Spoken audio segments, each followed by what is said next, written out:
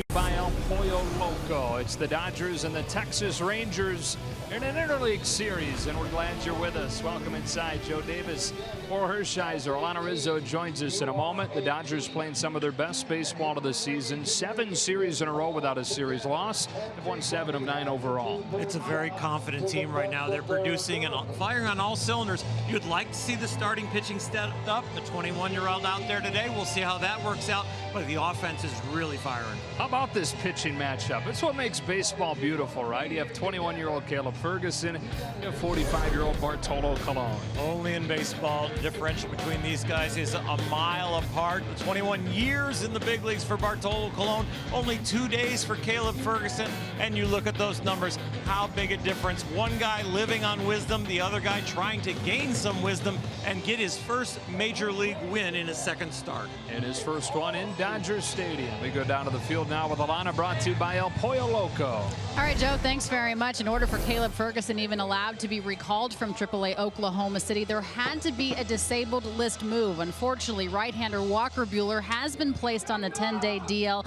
with a microfracture in his rib area on the right side. Dave Roberts saying that he is eligible to come off a week from today because the DL stint was backdated. However, he thinks he'll be out at least a couple of weeks with that microfracture, guys. Okay, Alana, so Buehler down, but Justin Turner back for his first action since last Wednesday, giving some time for that wrist to get back closer to 100%. It's the Dodgers and the Rangers. First pitch coming up from Dodger Stadium.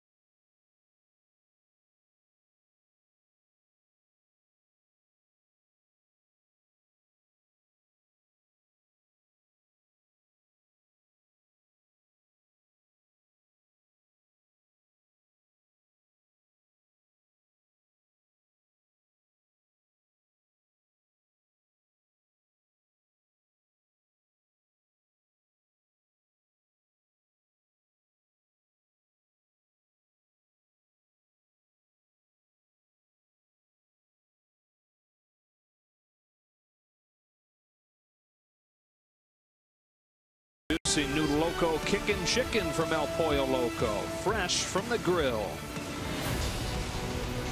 Good to have Justin Turner back out there for the Dodgers. His first action since last Wednesday in Pittsburgh as he continues to let that wrist heal and making that young man's night. On a perfect night for baseball as the Dodgers and Rangers get ready to go, facing off for the first time in a few years. Of course, the West meeting the West this year in interleague play. Take a look at the Rangers lineup, brought to you by Blue Shield of California. They rank 10th in the American League, scoring a little better than 4 runs per game. Shin-Soo Choo has been one of their top hitters. Then it's Delino to Shields Jr. with Jurickson Profar at short, Adrian Beltre, the former Dodger and the veteran now in his 21st season at third. Gallows in left. Ronald Guzman, a rookie. Robinson Chirinos doing the catching. And Rougned Odor hitting 8th, playing second. Caleb Ferguson tries to have a different memory for this one than he had in his major league debut last Wednesday in Pittsburgh. He only lasted 1 2/3. Only gave up 2 hits, but he walked 3 and he hit 2 batters. I'm expecting a more poised young man. The nerves got to him a little bit. We will chalk that game up to those. I think we get to see a little bit more of his potential here today, especially being at home with the home crowd kind of pulling behind him, and having one big league outing under your belt can make you feel a lot more comfortable. Pitching for a team that's won 7 of 9 and is 17-6 in its last 23 games. Off we go with ball 1. The Rangers, meanwhile, are 27-41, last place in the American League West, and coming off a 4-game sweep at the hands of the Houston Astros. 2 balls, no strikes. Choo's been one of the bright spots. 26-game on base streak for him right now. That is the longest active streak in baseball. 2-1.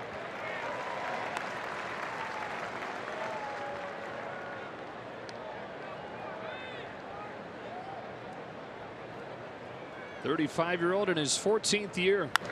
Backs it foul. The count evens up. Another youngster against an aging veteran, but a guy who's at the top of his game compared to the youngster who's just starting out.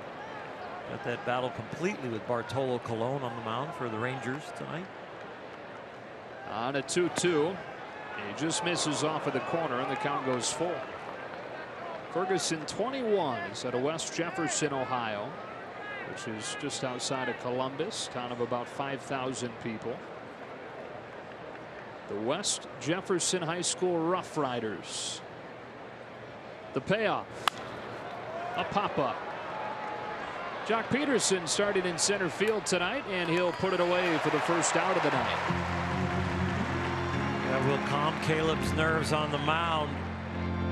The 2-2 pitch that turned into a 3-2 pitch because it was just off the plate to a veteran pitcher. No big deal, just starting off the game, to a youngster trying to find his feet and his legs.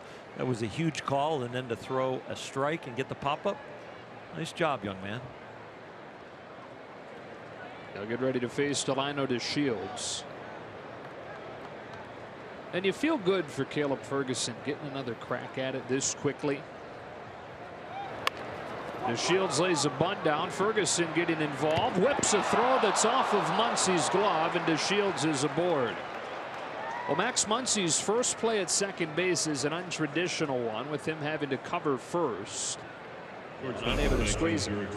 Caleb bobbles the ball a little bit, hesitates on the throw, and that allows the runner to get a little closer to Muncy and maybe be a distraction. If he does it cleanly and gets it out, the vision's a lot better for Max Muncy. So a little stumble on both ends, but that's the one that counted. Boy, that foot on the bag was scary too there for Max. He got his foot in the middle of the bag. He could have got his ankle smashed. It's ruled a single, and it brings up Jurickson Profar.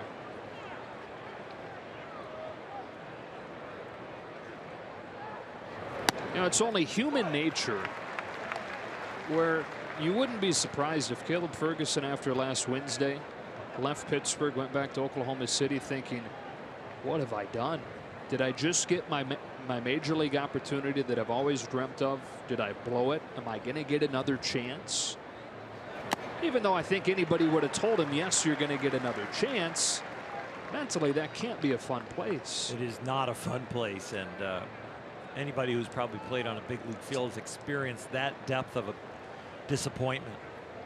Whether it's been a Cody Bellinger this year or Chris Taylor, the guys have gone through some unbelievable slumps. You can do it up here on national platform too.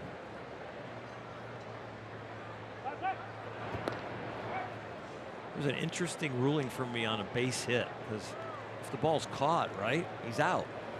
So I got to believe there's an error there. I guess it was an awkward play on both halves of it, but ultimately the ball was dropped. Here comes Ferguson with an 0-2. Grandal wants it up. He left it over the plate, but a ground ball. Taylor feeding Muncy, who turns a double play. And Caleb Ferguson faces the minimum here in the first. Enter big, sexy Bartolo Colon after this.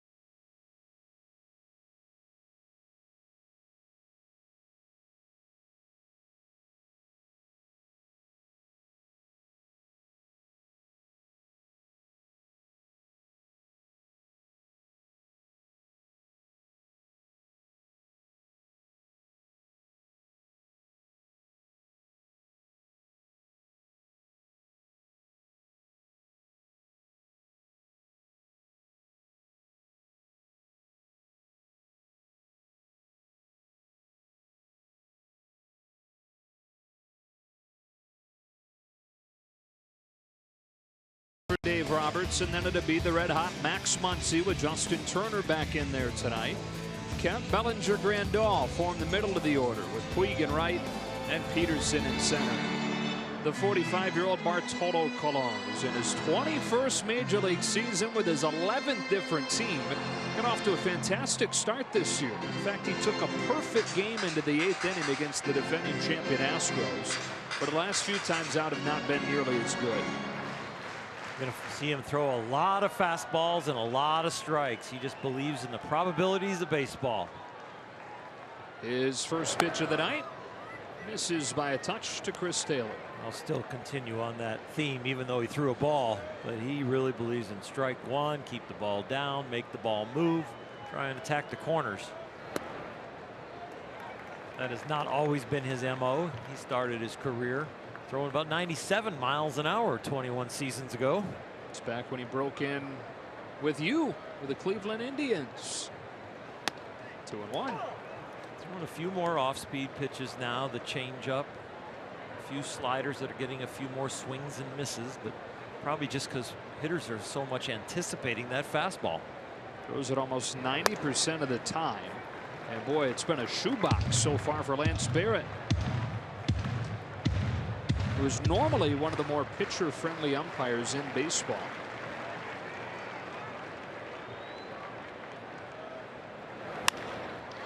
At third, Beltre. 1-out. In a scoreless first inning, here comes Max Muncy, and he's in our Land Rover Performance Spotlight, leading the National League in on-base plus slugging. The biggest surprise on that list for sure. Nolan Arenado, you probably think was going to be at the top. Freddie Freeman having an amazing year, and Max Muncy was not even on the radar screen. I don't know where you would have put him, on a different planet as far as would he be at the top of that list right now. Maybe in the PCL. Yeah. Strike one. Last 7 games for Muncie, he's hitting .435 with 5 home runs. That includes a home run in each of his last 3 games. Turns his shoulder on a ball. It's 1-1. Interesting thing, Max said after the game on Sunday that to him right now, it feels like he's getting nothing but good pitches to hit. But when you dig into the data, he's actually seen fewer strikes recently than any other Dodger hitter. And what he's doing is he's not chasing as much lately. And when he is getting pitches to hit, he's doing damage with them. On this 1-2, he takes it at the bottom of the zone for strike 3. Third baseman, number 10, Justin Turner. Up comes Justin Turner for his first debut since last Wednesday. Welcome back, JT. They were trying to rest that left wrist that had all of a sudden had established some pain, maybe a little bit from weakness in use. And so you get some rest in there, calm down the inflammation, and then you also get some more strength back in there, and then maybe it'll hold up.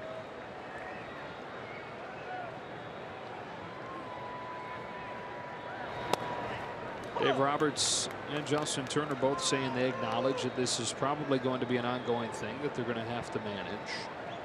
You don't expect to come back from a fractured wrist and just immediately be healed. Even though he was ready to come off of the DL, it's going to take some maintenance. And he slipped right there into the third hole because it's such a professional at bat, even when he's not producing, and you just hope with a healed wrist he will start producing. 1-2. Got off to a good start. Dropped right into the middle of the season. First 4 games very productive,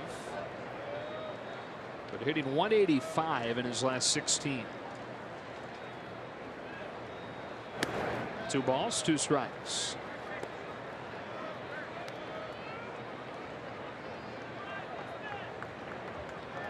For Cologne, his 540th start in the major leagues.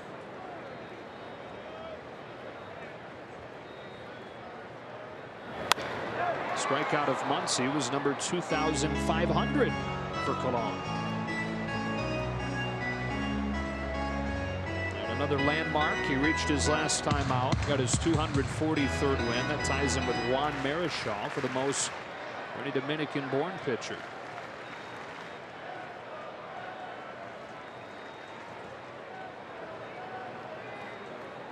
Here he comes with the 2-2, and Turner pulls his hands in, floats it to center. DeShields finishes off a 1-2-3 first.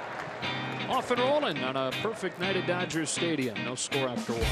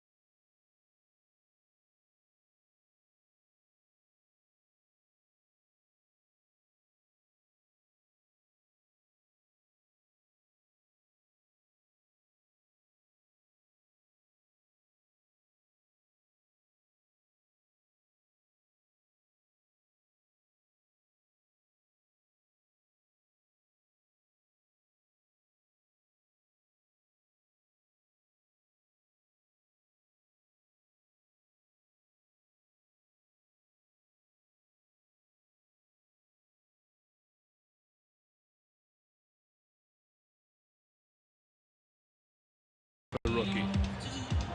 Well, I really like this young man, and what I've heard from Rick Honeycutt is he likes him too. He had a solid side work getting ready for this start. He really didn't know he was going to make it, but he was getting ready for his next start. And I'll tell you what, the poise that they told me about, it's starting to show up there in that first inning. Adrian Beltre leads this inning off, swings at the first pitch, punches a base hit against the shift. You don't see a ton of shifts on right-handed hitters, at least compared to lefties. Takes advantage when he sees this one. Crafty veteran hitter, and looks like he is just taking a shot over there.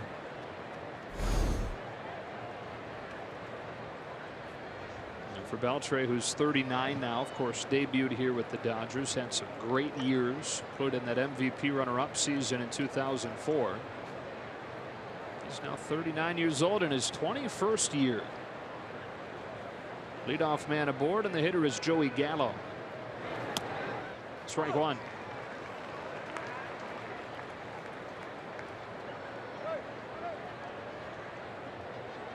Boom or bust.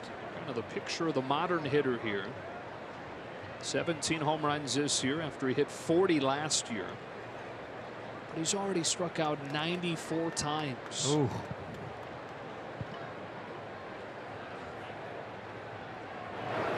Shows bunt and takes a strike. He's a guy that has bunted for hits because the shift is put on against him more than any other hitter in baseball. He's also the kind of guy that says he can't make that half pepper swing, that he has to go with the bunt because he does get some of the biggest holes on the left side. And missed by much, 1-2. That was not outside. There is no way.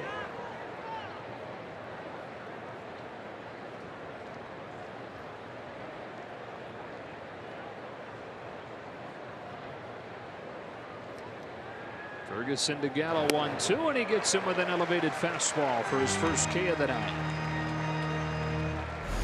First outing, we did see some positives. The elevated fastball looked like it would play. 93, kind of a deceptive delivery, as slow and methodical as he comes to the plate, and then all of a sudden 93 on you.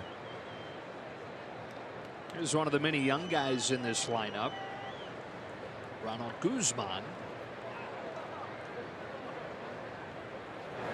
They have 7 regulars, as you see the first breaking ball from Ferguson. 7 regulars on this Rangers roster, 24 or younger. So that's contrasted against guys like Colon, 45, Beltre, 39, Chu, 35. Now fastball, and it's 0-2. That's the fastball for a strike he was looking for. If he can find that outside corner against these left-handed hitters, that'll really make that exceptional curveball play a little bit better. He's got back-to-back strikeouts. Locating the fastball how he wanted it the last couple. Just locks you up as a left-handed hitter. You've got to pay attention to the possible breaking ball, so you're trying to read the spin and the trajectory, and all of a sudden he locks you up with a fastball in the corner. So after the leadoff single, back-to-back Ks, and now Robinson Chirinos, who, if he had enough at-bats, would actually lead Joey Gallo for the highest strikeout percentage in baseball.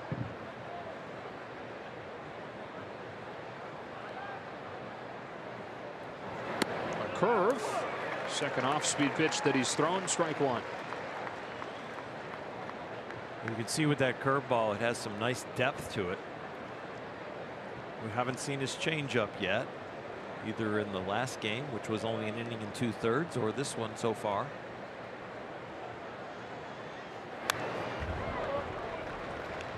Not shying away from the strike zone, which is a very good sign. And every time he gets a called strike or a foul ball, you gain more and more confidence that you can live in there against big leaguers. He started the game by going to that 3-2 count on Chu. Since then, 14 of his last 15 pitches have been strikes.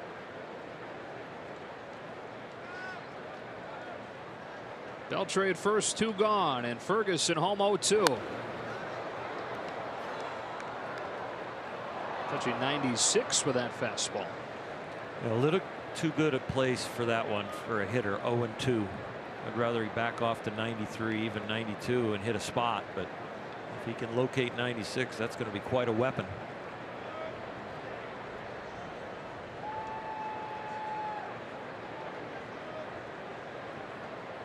And another 0-2. Chirinos leaves it up. Ball one.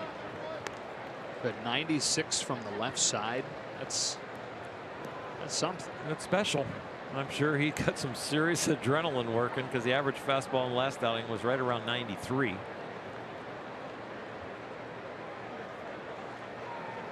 Is 1-2. Is a curve, and it's ripped down the line. It's hooking like crazy and foul. Boy, that thing had a ton of English on it. Looked like it was started towards straightaway left and winds up wide of the pole.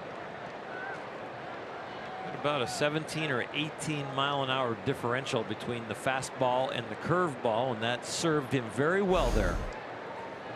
Out in front.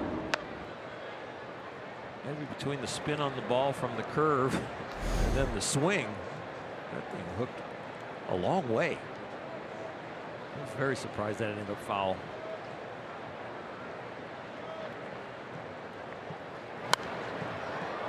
Well, one start after seemed like not much went Caleb's way. The ball from Josh Harrison landed fair.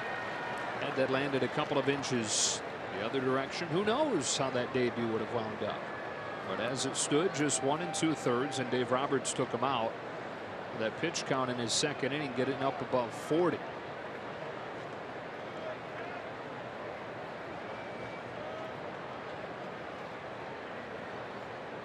He deals another 1-2. Chirinos takes it low and away on the first changeup we've seen. That's a pitch that he would have loved to incorporate in his first outing. Really just never had an opportunity between the situations he was in, the lack of fastball command, maybe the bad luck of the ball hitting the line. He could have gotten to the changeup maybe a little bit more and shown a little bit better. Full count. You know, the fun thing to hear about when somebody comes up from AA through AAA now to the big leagues, and you know, the big league roster at times, they don't know him at all. But for him to come up here, have a rough outing, and for teammates to come and encourage him, for Dave Roberts to meet with him as he's going back down and say, look, this is not your only opportunity. The organization likes you no matter what you did tonight. Loses Chirinos. 2 on with 2 out. Second baseman number 12, Ruben Odor. So much to a pitching coach, a manager, an organization, to their bedside manner in grooming young players.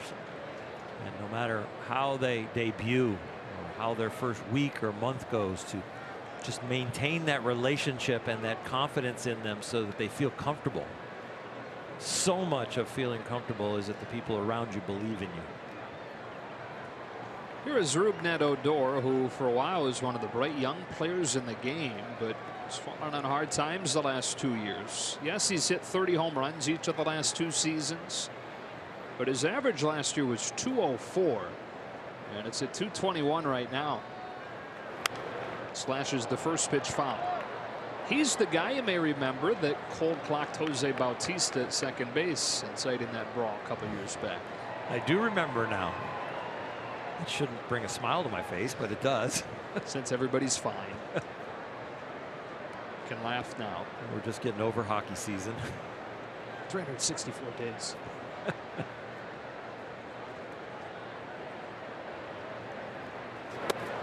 Ball on a strike. Odor, after that 30 home run season last year, has only 1 right now. Part of that is he's missed time with a hamstring injury. And part of it is he's just searching to try and recapture that swing that he had his first couple years. With Colon on deck, Ferguson rightfully being careful with Odor. 2-1. The guy on deck does have some pop. Yeah. He can get behind one. He can hit it a ways. I wouldn't put a watch on him as far as the running. We could put an egg timer. If you hit bombs, who needs speed? That's true.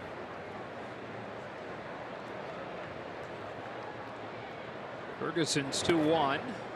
This is away. 3 balls, 1 strike. On the edge, but just off, I would guess. And the computer agrees. Pitch cast.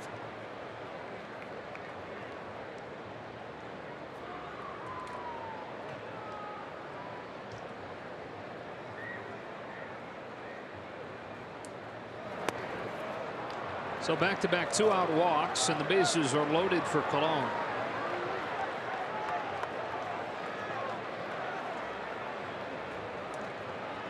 You make the challenge bigger Pitcher, for number yourself. 40. Get him out, then you have the pitcher leading off the next inning. That leads to a lower pitch count. That leads to an easier next inning. But now, this is the hardest of the easiest jams with a pitcher up there and bases loaded, 2 out. So see what he can do. Get back in there, throw some strikes. Sometimes this can be difficult, though, right? I mean, should be easy, but. Well, yeah, you go down in the bullpen, you say, hey, let's do a batter, and start out with a first pitch fastball, ball, throw another one, and you don't even have a hitter. You're in the bullpen. Sometimes it happens. Overthrows. Ball 1. And the pressure only builds when you're 21 in your second big league outing, second big league start. Crackbat bouncer back to him. Ferguson flips it to Bellinger, and the Rangers leave the bases loaded in the second.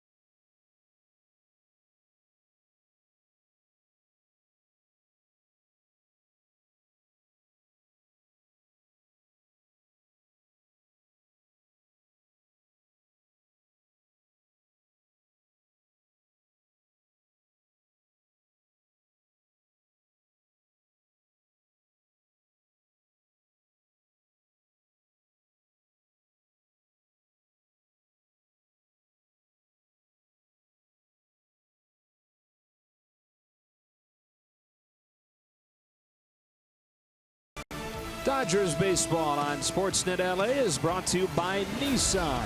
Choose Nissan today for great offers on our most exciting lineup ever. Shop ChooseNissan.com. And by Jack in the Box. Try the $4.99 Jack's Spicy Chicken Club Combo with toasted sourdough. New from Jack in the Box. To the bottom of the second, no score. The Dodger offense averaging 8 runs per game here in the month of June, and it's up and down the lineup. Guys that are putting up huge numbers. Yeah, the length and depth of this lineup now. You have guys at the top that are hot or completely on fire like Max Muncy. You continue with the Matt Kemps. And I'll tell you what, at the end of the lineup now tonight, are you serious, with Yasiel Puig and Jock Peterson? Those are 2 of the hottest bats on the team. Yeah, you saw there the 2 highest averages on the team in the month of June. Matt Kemp, 3rd in the National League, hitting .338 this season, and he takes strike 1 from Bartolo Colon, who has homered against before.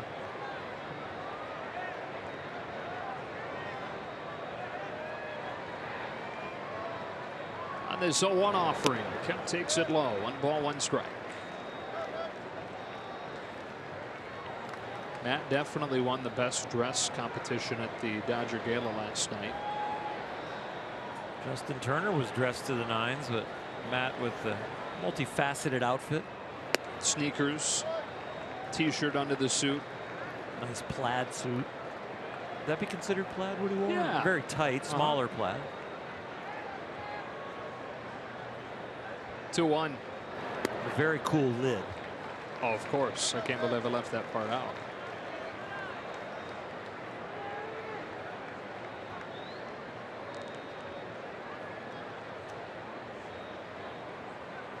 Leading off the second. Hitting a bouncing ball to Beltre for the first out. So Colon has retired the first 4 Dodgers. First baseman number 35. Guy that has the highest contact percentage against in baseball, and normally that's good if you're trying to get quick contact, early outs, and that's what he's trying to do. It's just the problem is that they're hitting it really hard when they do hit it. They're hitting it in the air a lot. It's leaving the park a lot. He's never shied away from contact. He's had stuff in his career where he could strike out a lot of people, but he's somebody that once he learned about the value of a strike, he's the guy that has filled the strike zone. Fills it with strike 1 on Cody Bellinger. Now he is totally about enticing you to hit borderline pitches. And that's getting that strike 1, and then so he can expand a little bit and get you near the edges with his movement. And if he falls behind or even here, he'll come right back and try to attack. Grew up in a tiny hillside village in the northern part of the Dominican Republic. And that accuracy that you're talking about, that didn't come from pitching practice all the time, because he was often working. Dropped out of school and he was in 6th grade to work in the coffee bean fields with his dad. So that accuracy comes from days and days of throwing rocks to knock fruit out of trees. 2 balls, 2 strikes on Bellinger.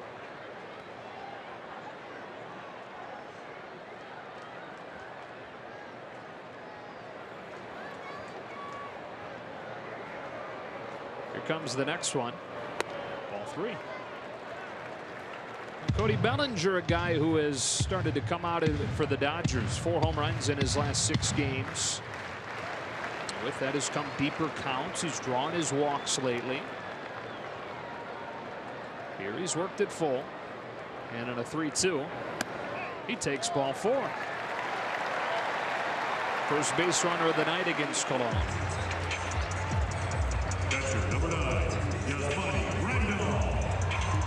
Bartolo working in 3 of the 4 quadrants, low and in one and low and away and then up and away. Never really went to up and in. He did a nice job working that walk. 1-on-1 out. Yasmani Grandal. Twice has homered against Cologne in his career.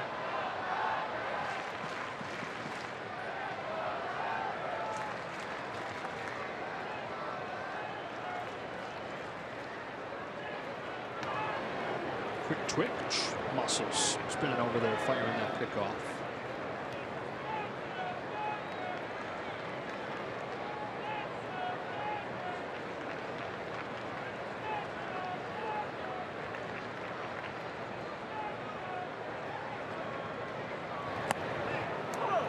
That's a change for a strike.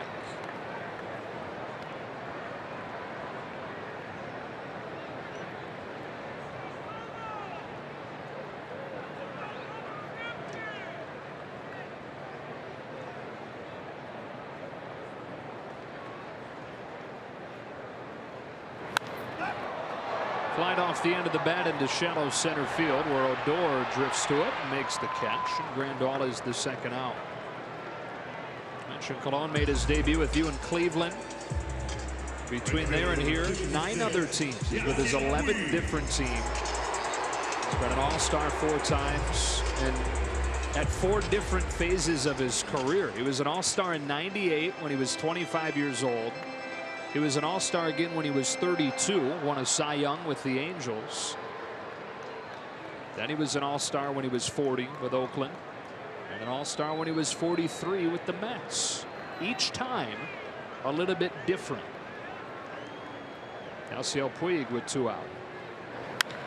Drills a ball to left center field. That is off the wall. It's going to bring home Bellinger. Puig with an RBI double to open the scoring.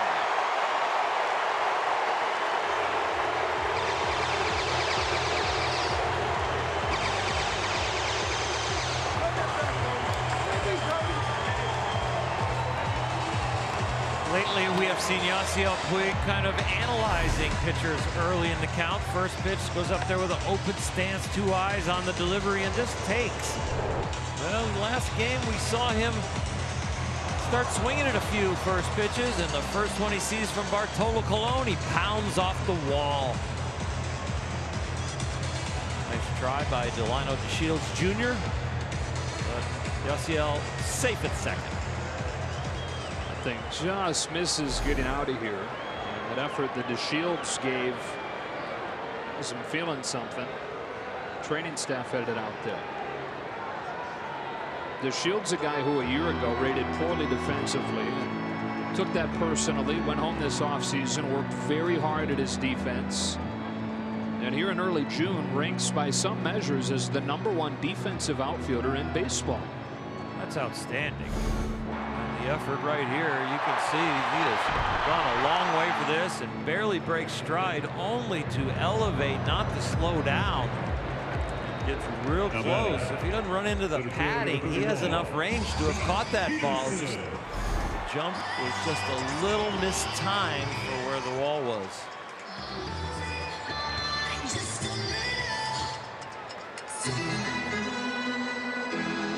The Dodgers in front 1-0, and Jock Peterson with an opportunity here in the second. Talked about the bottom of this order, and here's where the run comes from so far. Cody Bellinger's speed, his eye, and then Yasiel Puig's hot bat. Peterson, who has homered against Colon before, takes a strike on a changeup. That home run against Colon came last year when Bartolo was pitching for Minnesota. Bartolo, understanding the Dodger lineup, maybe the 2 best left-handed fastball hitters are Jock Peterson and Grandal. They both have been let off with changeups. Throws another. Same thing he did with Grandal, and he got the pop-up. So he goes back-to-back changeups here. Not a lot of variety on the mound. She tries to change speeds, but mainly you're going to get about 85% fastballs, and they're going to be 2 seamers that he's trying to move around the strike zone. See what he goes with on this 1-1. Fastball, 91. Looked like almost a 4-seamer. He's got done advertising they're mostly going to be 2 seamers. He kept that one straight.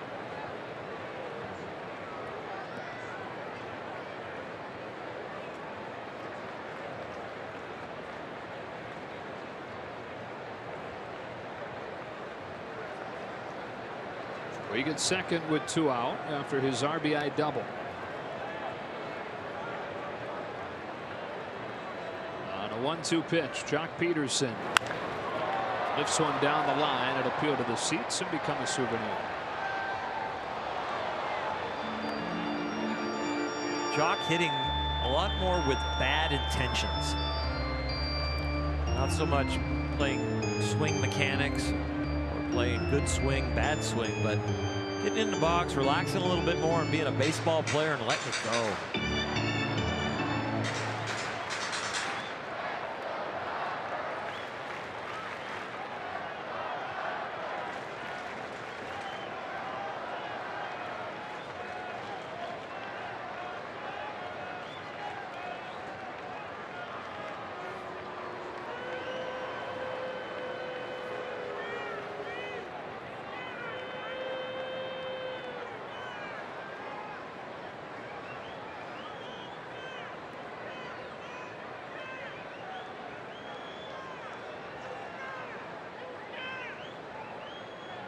Here's the 1-2 again.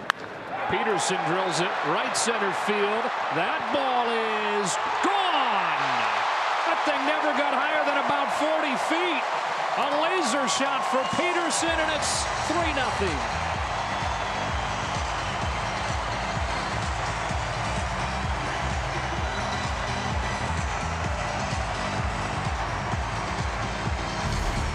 not get all of it, but he got enough of it. Pulled his hands in, keeping the force of his swing going forward, not coming around the ball at all. Good mass movement right there. It hits the top of the wall. Strike one on Ferguson. Puig was a matter of inches, and so was Jock a matter of an inch. Peterson's 7th home run in his last 7 games. That's officially a paint scraper, one where you give it up and it's just barely out. 1 ball and 2 strikes on Ferguson. You'd rather have it hit to the top of the pavilion, wouldn't you? Hit it out of the stadium, please. It's my mistake, and you were great. As a pitcher. Yeah, exactly. Yeah. Comes back to strike out Ferguson, but the Dodgers get 3 with 2 out.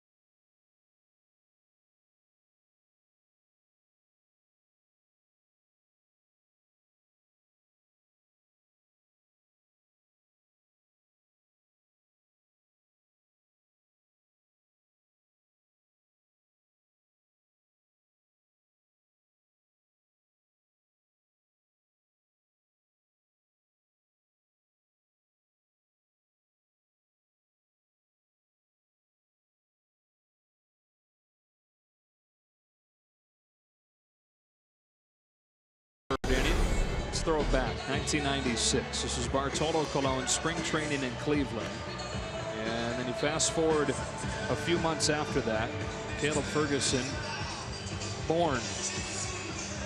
Only in baseball. These two guys are going head to head tonight. Welcome you back inside. Joe Davis and Al Hershiser. What a fun thing, you know, just to be able to watch Bartolo first of all, but to have it contrasted with Ferguson. It is, you know, and Ferguson's got to feel a lot better now with that 3 spot up there. But I'll tell you what, baseball's a multi-generational game. You can have a 19-year-old playing against a 42-year-old or a 21-year-old against a 45-year-old. It's absolutely amazing how long you can be good at this game and how soon you can be good at this game.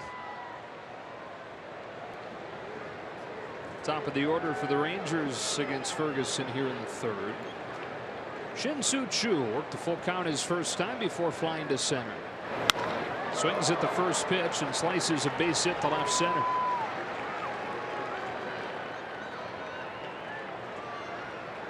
Caleb Ferguson, a couple of rough second innings, but he got through the last second inning here with only 2 walks. His first outing in the big leagues, 3 walks and a hit batter, so he's improving. And he's got a lead here to start the 3rd. And up comes Delano to Shields. Good to see him stay in the game after training staff came and looked at him following that collision with the wall.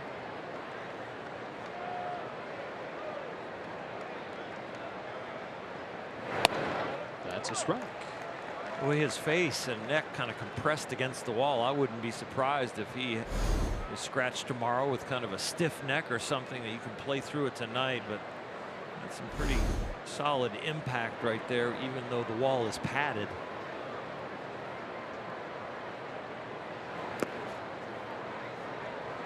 son of a former Dodger who is most famous for being the guy that the Dodgers acquired by trading away Pedro Martinez. Okay, let's turn the page on that one. At that time, there were some reports and kind of analyzing Pedro's brother, Ramon Martinez. Bullet into center, back-to-back hits open in the third. And Pedro coming up through the same organization, of course, with the Dodgers, that, you know, Ramon struggled with a loose shoulder and a loose elbow and was going on the DL here and there, and it looked like his arm wasn't going to hold up. And the same kind of projections were done on Pedro, like are done in all scouting. You see, okay, how tall is the father? How tall is the mom? You know, were they athletes? How can we project this out? And it even gets to medical records on family members. And when you're tied so close to Ramon Martinez, you think about, oh, what could happen to Pedro and his arm? He's got the same flexibility in that arm. So I think they weighed the risk on him getting hurt a little too heavily now with hindsight. A few years after that, he had won the first of his 3 Cy Youngs. Jurickson Profar taking ball 1 from Ferguson. Speaking of arm injuries, Jurickson Profar was the top prospect in baseball before he missed 2 full seasons with a bad shoulder. And now he's a guy who needed another injury to Elvis Andrus to get him into an everyday role for the very first time in his career.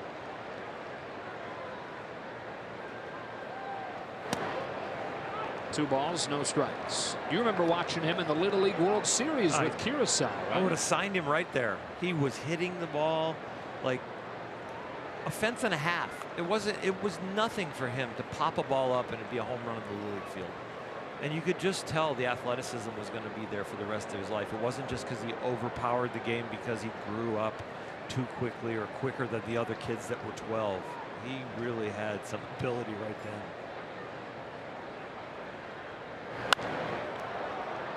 Two and one.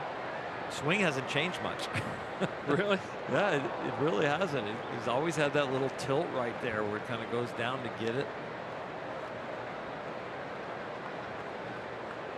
Still only 25 years old. There is some thought that he'd be a piece they'd try to trade. Andrus is working his way back right now. Profar is out of minor league options. 3-1.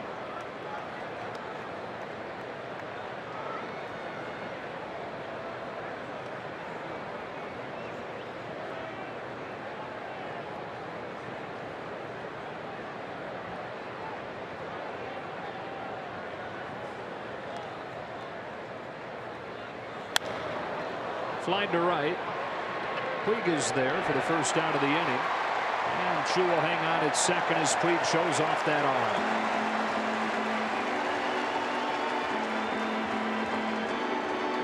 You're going to have a fly ball hit with first and second no out. You want to hit to the right fielder. Normally you'd say, well, hit it to left. They can't move up. Tell you what, it might be less of a risk to move up on Jock or Matt than it is Yasiel. It's a cannon and it's right on line. And guess what? It hits the cutoff man like it has for about the last 3 years.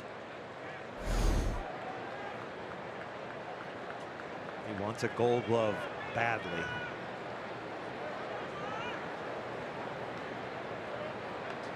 First and second with 1 out. Here's Adrian Beltre, who singled his first time on the first pitch that he saw. Punching one through a vacated area on the right side.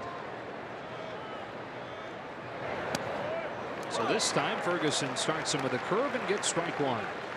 Dave Roberts really proving that Caleb Ferguson has a chance to start this game. It's not a bullpen game. Off day prior, off day coming on Thursday.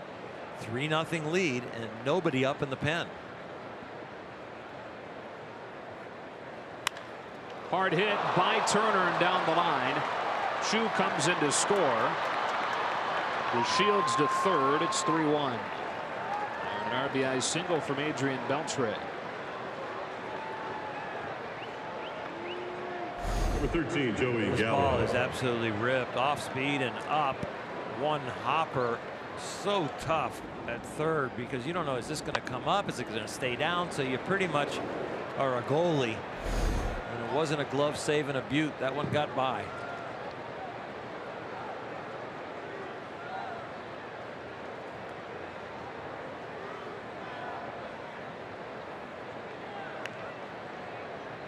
First and third, one out, and the hitter is Joey Gallo.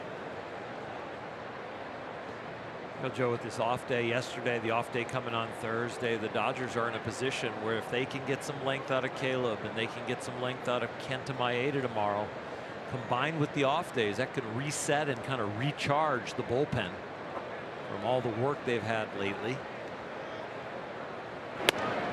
1-0, and that is news, right? That Kenta Maeda is returning. Short stay on the disabled list with a hip injury. 4/5 of the season opening rotation.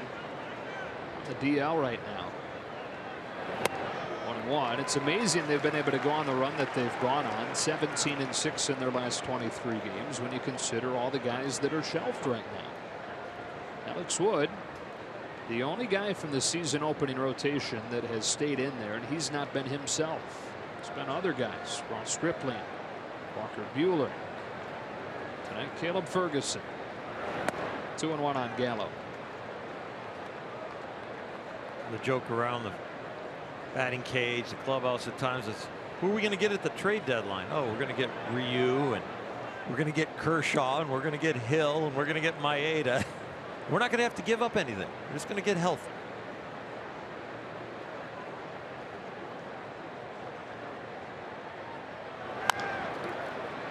Dribbled up along first. Bellinger has one play. And it's at first. The run scores from third. It's 3-2.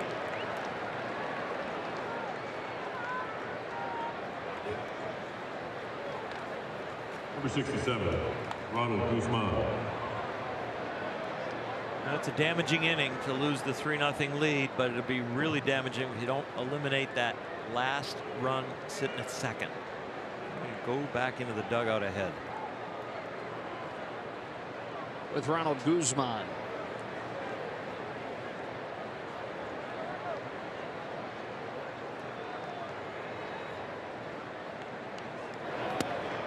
Fastball to the knees for a strike.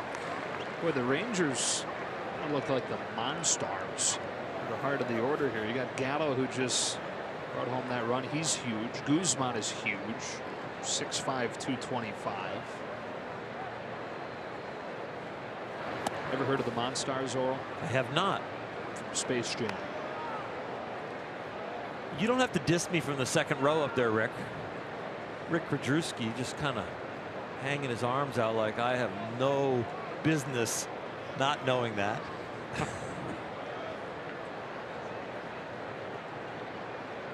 On a 1-1 pitch.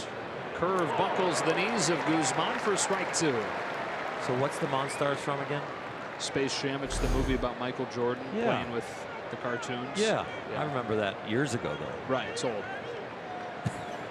Older. I'm trying to help you out here for not knowing. Appreciate that.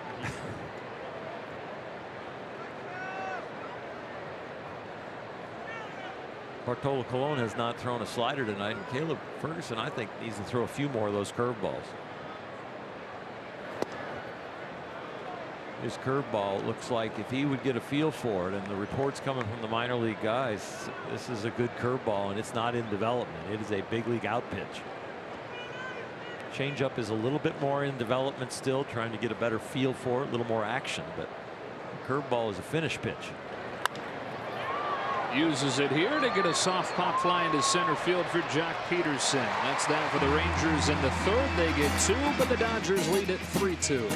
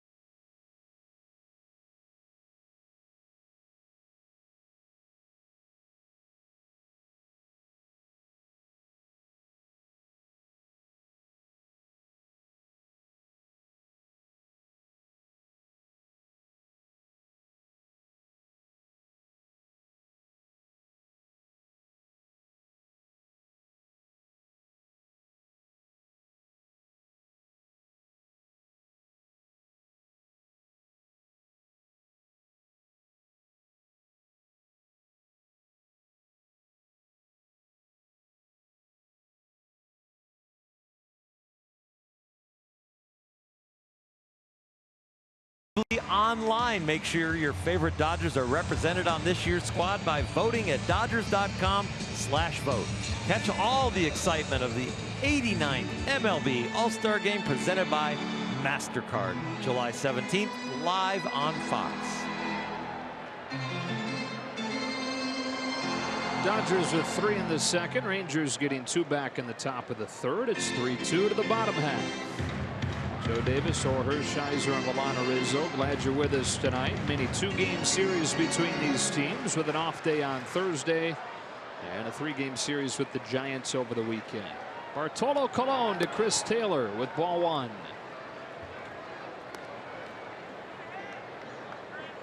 And Taylor, whose June has not been quite as resoundingly good as a few of the other guys, is still putting up his best numbers this season this month.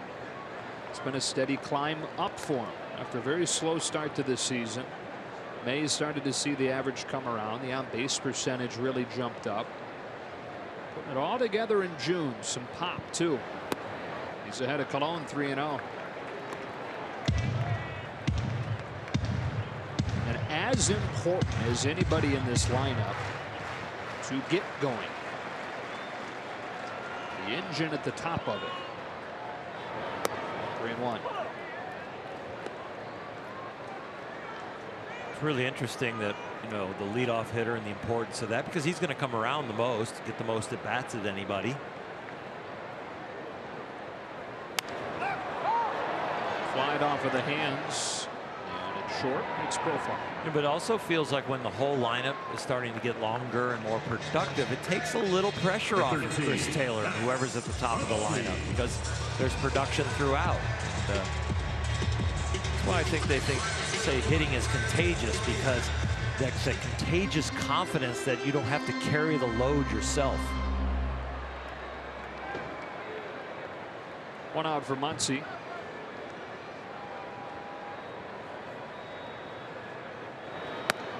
Watches a fastball dive in for a strike. Started at second tonight. It's the first time as a Dodger, but he did start 9 times there in AAA last year. And he started 16 games at second base with Oakland a couple years back. Not going to have incredible range, but very solid there. At least in the work he's done with Chris Woodward pregame.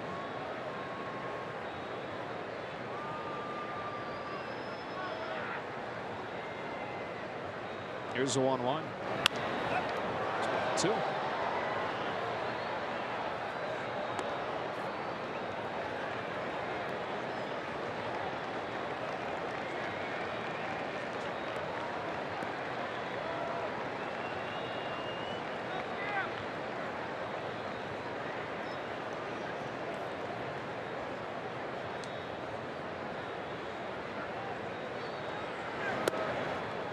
Count evens up on Muncy.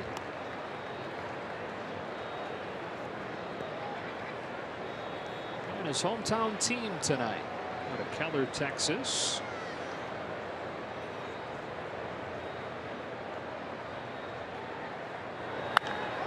It's a towering fly ball to right field that sends Chu back onto the track, at the wall, and gone. Max Muncy does it again with a solo shot against Colon.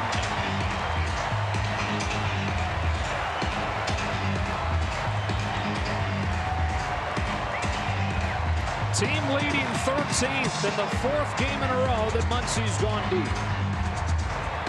When we first came here to the Dodgers, you watch him play and you go, nice player. Now that he's starting to open up this swing, this is a beautiful swing and a majestic shot into the evening here. Wow.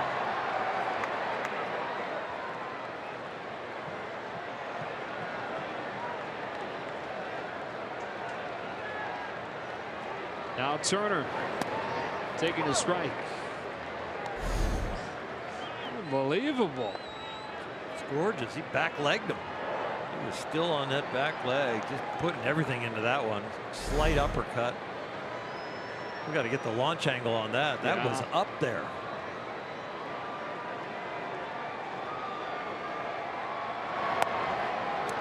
Now they did 2. For Colon, home runs have been the biggest issue. Double his career rate. this season. Big part of that, though, is the ballpark that he's pitching in half his game. That's a launching pad in Arlington. Turner hits it foul, and it stays 0-2.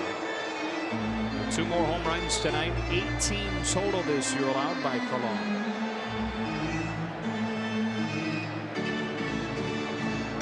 Like we were saying, pitching to contact is one thing, but pitching to loud contact is another. That's been more of the story lately for Bartolo. On an 0-2, Turner takes a ball. Believe me, Joe, I know personally what it's like to pitch with no velocity but movement. The end of my career, that's you're looking at it. Yeah. I can't believe he's not throwing more breaking balls. Some slider or a little breaking ball, develop it, keep it going, because you need something. Like there, that's the slider right there. You need something that breaks the opposite direction, maybe take a little speed off. That at 81. We've seen him top out at 91 tonight, but most of his fastballs are around 87.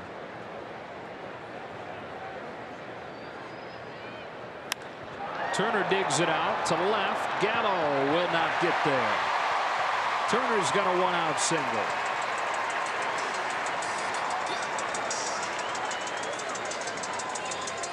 You were similar to Cologne, though, in that, you know, even if he didn't have the breaking stuff, you could move a fastball around. And that seems like it's one of the ways that guys can survive into their 40s. Yeah, you really need to be able to locate and make the ball move like he does.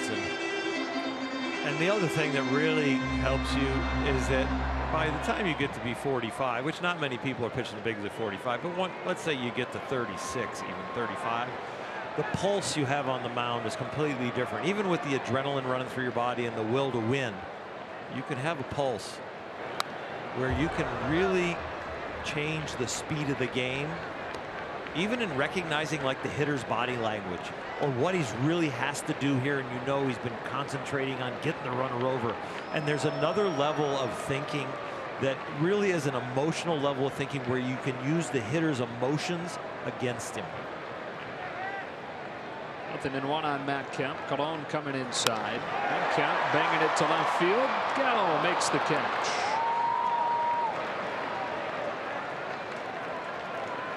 For Bartolo, that advantage on the emotional side does not look like he has it right now against the Dodgers. You know, you got a veteran hitter like Justin Turner, veteran guy with a low pulse, and Matt Kemp. You know, you see the approach right now, the Max Muncy, and this whole Dodger lineup really has a mature approach about what they're trying to do at the plate, and that makes it very hard on a guy with that other tool that Bartolo has. Turner at first with 2 out. Cody Bellinger stands in. He's drawn the lone walk against Cologne tonight. On the first pitch this time, he takes a ball. And Bartolo, 45 years old, as we've said ad nauseum tonight, but that's a significant number for him, in that his mother, who passed away from breast cancer in 2014, one of the last promises that he made to her was that he would pitch until he turned 45. So there was some times last year where he had an ERA above 8 when he was with Atlanta and was released. Got hit around in his first start with Minnesota. Each time people were writing, boy, this is probably the end of Bartolo, right? He's going to hang it up. Well, he celebrated his 45th birthday a few weeks ago, and in doing so fulfilled his promise to his mom. Bellinger by a dive at first from Guzman and down the line. Hustling out of the box, will hang on at first with a 2-out single.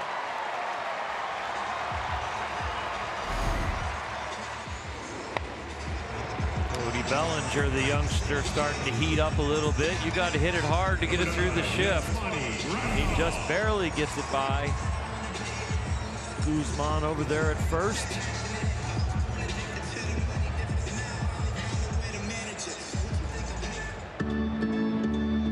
Two on, 2 out, Grandal. When you promise your mom something, you don't usually read your press clippings, or if that's against the goal, you know. And I'm sure when he would go to find out who else would sign him and give him another opportunity, that was one of the motivating factors of the club signing him. It's a very deep commitment, and he has followed through on it.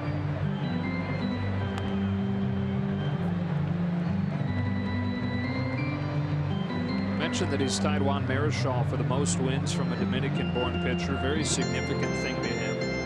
What would be even more significant is if he can get 2 more wins, he would tie Dennis Martinez for the most wins from Latin-born pitchers. He's at 243 right now.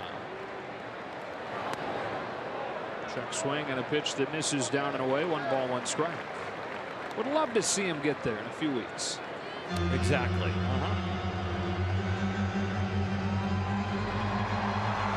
Very rare and odd 2-game series. It is that weird. against Oakland. And they're actually going to do it again against Texas in August. Not just 2-game series, Earl, but a 2-game road trip. Wow. And back home. A getaway weekend. Here's a throw down to third, and they got Turner.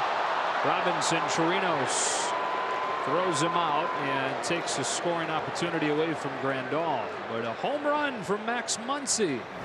A no doubt skyscraping shot has the Dodgers in front. 4-2.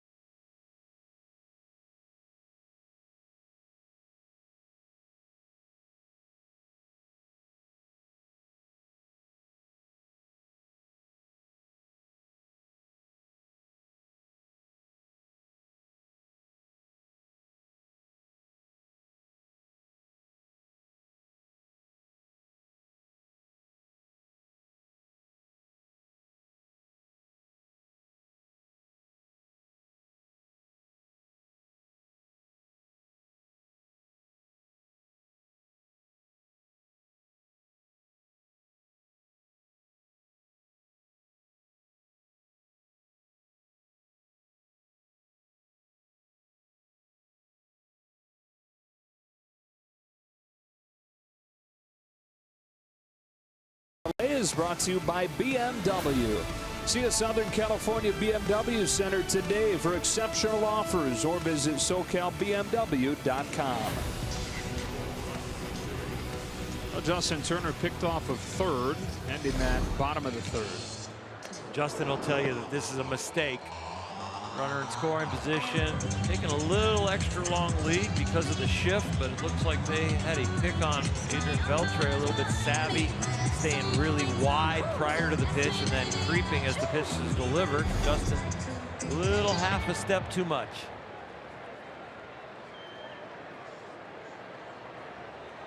4-2 score, 4th inning. And Robinson Chirinos, who is the man that picked Turner off, leads this inning off at the plate.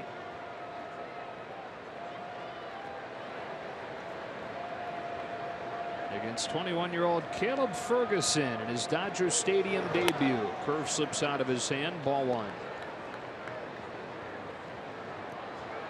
A whole lot better than his major league debut last Wednesday in Pittsburgh. Not only was there pressure of it being his first big league outing, but it was 3 hours from his hometown. Had more than 40 friends and family there, which is great, but it just adds a whole nother layer of pressure to it.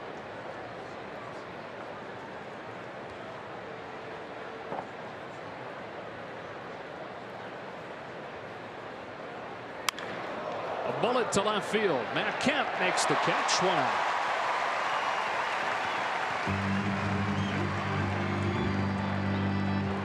Matt showed very early commitment to this ball. Ball gets hit like this, you'll see a lot of outfielders freeze, and well, Matt did a very nice job committing to that catch.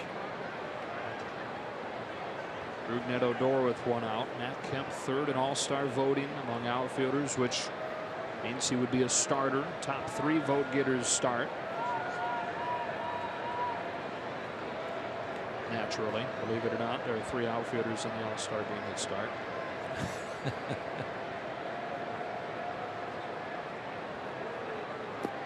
Oh no.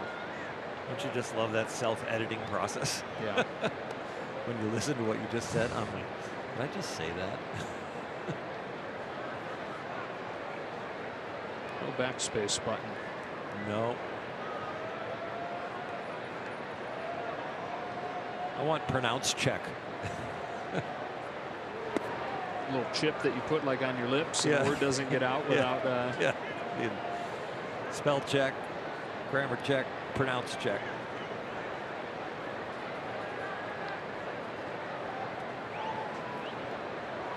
On a 2-0. Odor hacks it in the air, right center field. Jack Peterson, 2 up, 2 down. I'm sure you hit the sand in style this summer. Head to Dodger Stadium tomorrow as they take on these Rangers at 7:10. The first 40,000 fans in attendance will take home a Dodgers beach towel, courtesy of Chef Marito's Seasonings. Visit Dodgers.com/promotions. And so you can officially fully dress yourself in Dodger giveaways tomorrow.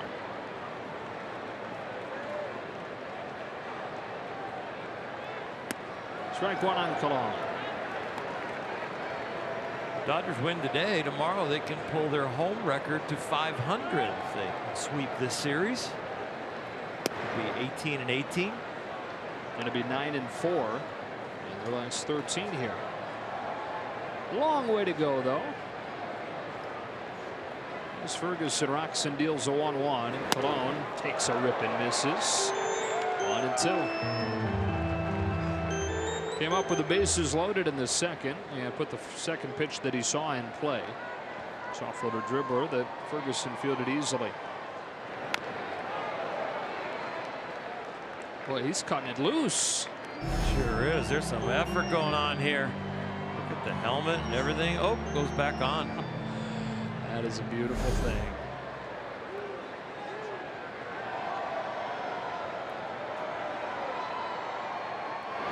Ferguson has his first 1-2-3 inning of the night. To the bottom of the 4th, 4-2. Join T-Mobile in showing appreciation for all military by sharing a photo or video with the hashtag #HatsOffForHeroes. For each post, T-Mobile will donate $1 to support veterans.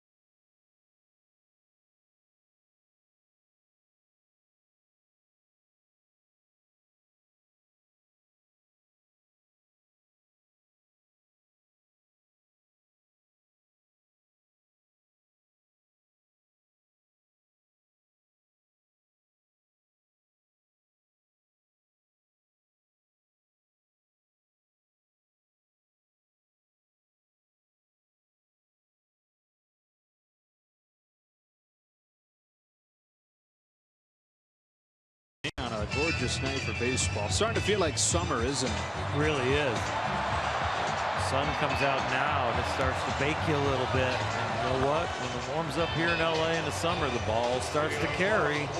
These Dodger swings and these home run swings are starting to really work out here. 2 more tonight. That's 28 in 10 games this month. On pace to set a major league record for home runs in a single month by like 18 home runs. Wow. Yasmani Grandal was up there in last inning ended with Turner getting picked off. Long way to go in the month. You don't expect them to stay on this same pace, but just gives you an idea of how homer happy they've been so far. Remember last June they set the franchise record hitting 53. They're on pace for 75.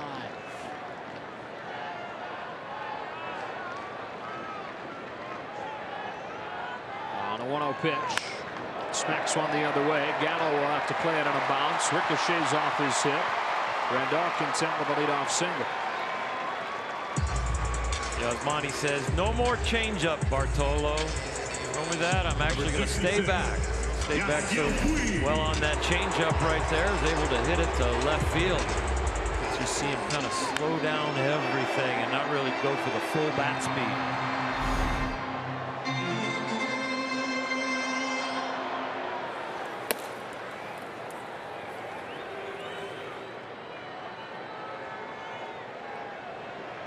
Garcia starting to loosen. Caleb Ferguson's spot due up 4th in this inning as Puig stands in and takes a ball. Having doubled off the top of the wall his first time, has been red hot since returning from the disabled list. One of the highest averages in the National League, one of the highest on base plus sluggings across baseball. He's been a different guy.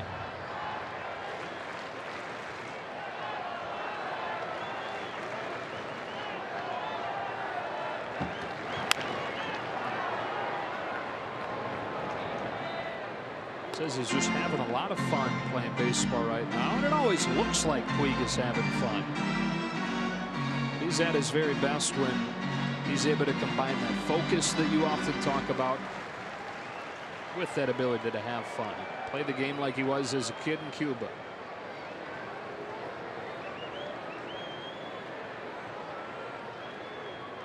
On a 1-1 pitch. Puig hits a fly ball to left field. He stays red hot with a bomb.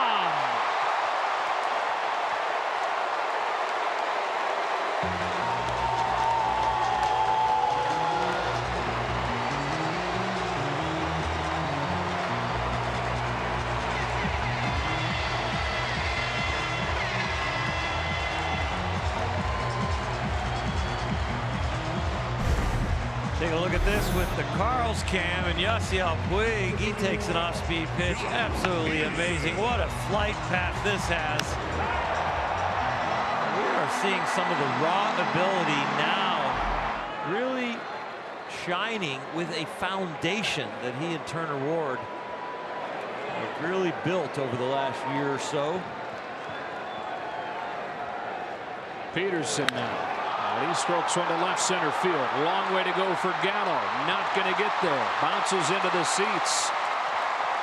And he's got a double.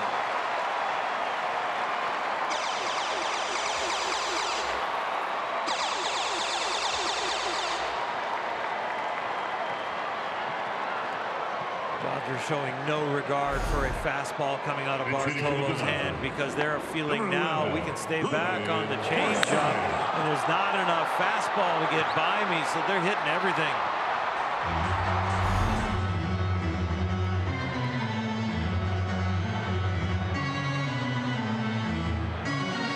And there's Puig and Turner. You know, Yasiel, when he first got to the major leagues back in 2013, remember he was only a year removed from defecting from Cuba. And in Cuba, there was nothing close to what you have at the major league level as far as information, scouting reports, video to watch pitchers. There was no process in place in Cuba to learn information, even if there was. You're expected to get to the ballpark a little bit before the game started, go play the game. And so for him, it's been a process not just to get submerged into American culture, but to get submerged in the way that things work in a major league clubhouse. Can you imagine, you know, walking through the center field gate here at Dodger Stadium 10 minutes before the game starts, maybe half your uniform on, and all of a sudden you just time to lace them up. Let's go play. That's baseball in Cuba. And then asked to show up at hey, you're going to be here at 2 o'clock this afternoon, right? We've got meetings, and we're going to do some soft toss work, age, and we're going to be in the weight room. We're going to work on that and the cardiovascular. It's like, whoa, what? Night officially ends for Caleb Ferguson as Logan Forsythe takes strike one from Bartolo Colon. Garcia appears ready to go for the fifth. Getting some golden words there.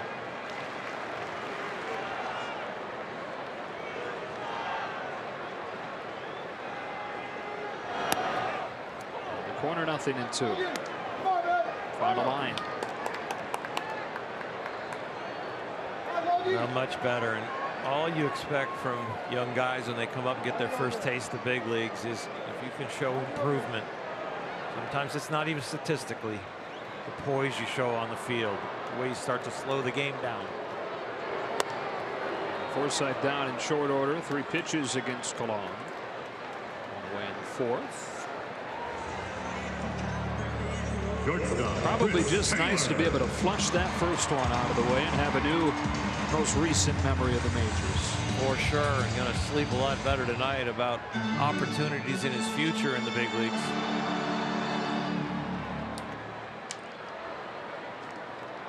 Third time up there in the first 4 innings for Chris Taylor. Dodgers with 6 runs on 8 hits, including 3 more homers. He bangs one the other way. That's going to drop in for a base hit. Peterson headed home without a throw. RBI single. Chris Taylor in a 7-2 lead.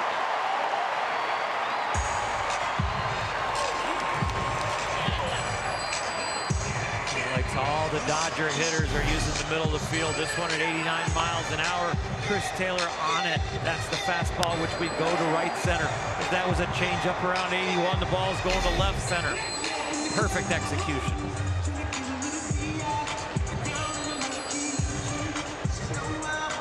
Jeff Bannister headed out there to take it from Colon, who lasts only 3 1/3. The Dodgers scoring at least 7 on these 9 hits. Taylor at first, his responsibility as well. Pitching for Texas number 58, Alex Claudio.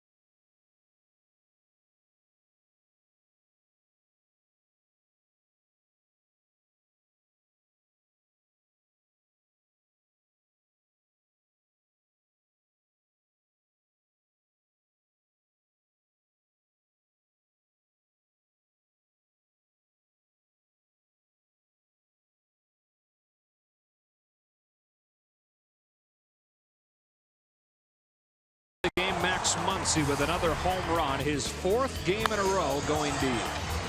It's so much fun. This is like the best story, other than maybe Matt Kemp coming back to the Dodgers, but the best story and most surprising story this year for the Dodgers. You think about Walker Buehler getting an opportunity, but he was expected to do well, a top prospect. Matt Kemp coming back after he's in shape. You think, okay, maybe it can happen. He can continue to stay hot. But Max Muncy, he was not even close to something you think about. Alex Claudio comes on. Rangers bullpen has been pretty good. Top part of the American League as a group. Claudio with a sub-4.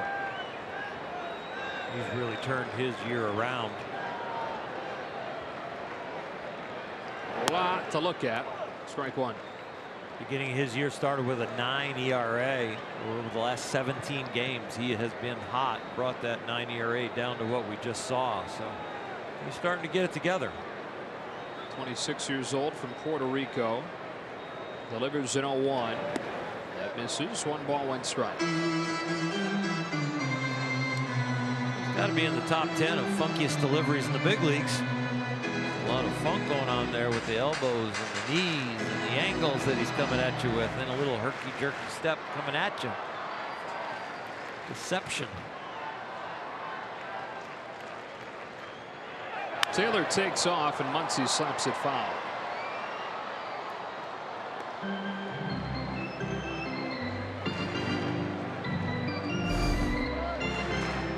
Really can't quantify deception. I think someday they will. Probably how long the ball is visible. Maybe as you're coming down towards the hitter, you keep the ball back behind your legs. How many moving parts and how far do they move as you come at the hitter? How are they going to quantify deception? But they will.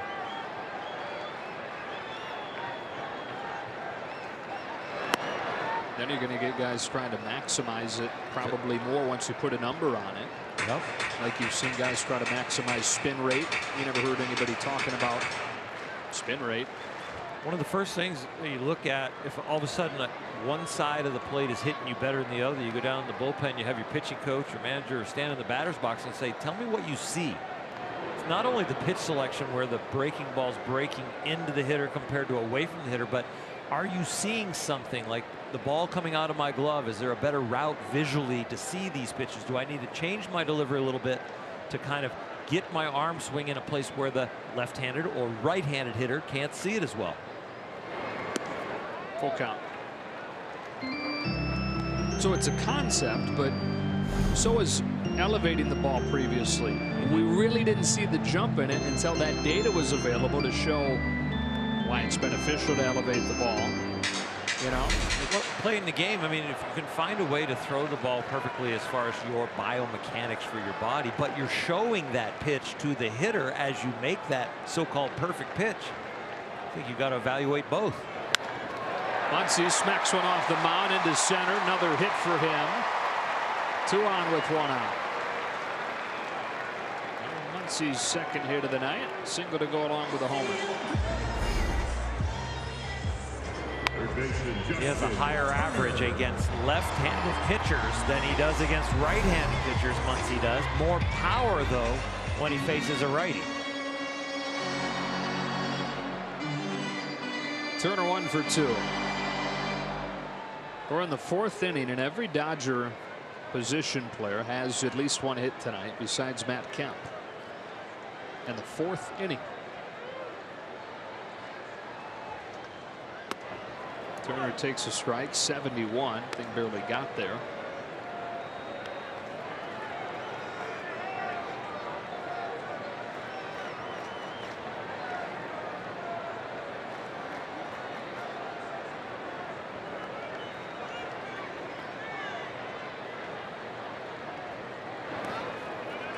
It's odd to look up and down the lineup for the Dodgers tonight and see Justin Turner as the guy that is kind of at the bottom in a lot of the categories among the group. Yeah, slid right back into the 3-hole. But if you say who are the hottest hitters, and are we glad to have Justin back? Yes, you're glad to have him back, but you don't need him back as far as the production. He can come back and kind of ease into this lineup, but Dave Roberts still expecting him to produce, putting him there at the top. That sure is a nice thing with his ongoing wrist issue, right? That you don't feel like you have to plug him in there. It felt like you had to plug him in there when he returned from the DL. At the time, the Dodgers were 10 games below 500. Ready or not, here he came. And now with everybody else swinging a hot bat, you can do what Dave Roberts has done these last few days and give him an extra off day or 2. If wear and tear is one of the reasons that the wrist is going to bother him long term for the rest of this year, maybe you could slide him down in the order to eliminate an at bat or 2 sometimes. And then if the game gets out of whack like here, you've eliminated an at bat because he's deeper in the order, and you take him out because you don't need the offense anymore, so you can stay away from some of those portions of wear and tear. and it wouldn't be a demotion, it'd be a precaution. First and second one out, 2-1. Turner smacks one, diving stop by Odor, gets the out at second, but the throw gets away from Profar. Here comes Taylor. It's 8-2.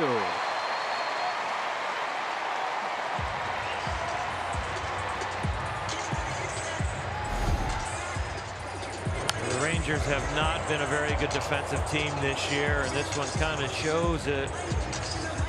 That is pretty routine. Once this smash is caught right there, that's a nice play, but this part of the play should be so routine. Justin should be out by a step, but the wide throw cost him a run.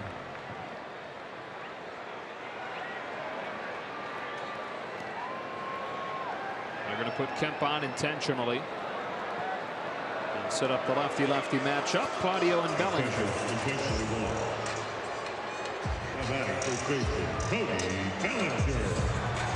Who's reached both times tonight with a walk and a single.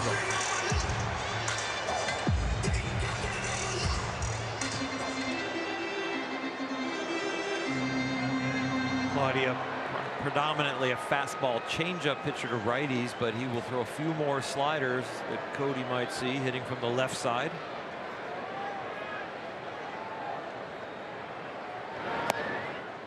Caught the corner with the first one. Very few relievers you could bring in behind Bartolo Colon that are going to throw softer. But he has a lower fastball average than Bartolo. His is around 86. Bartolo's around 87. Anybody else on the staff is 91, 92 and above. Look at a big rip there. It came up empty, 0-2.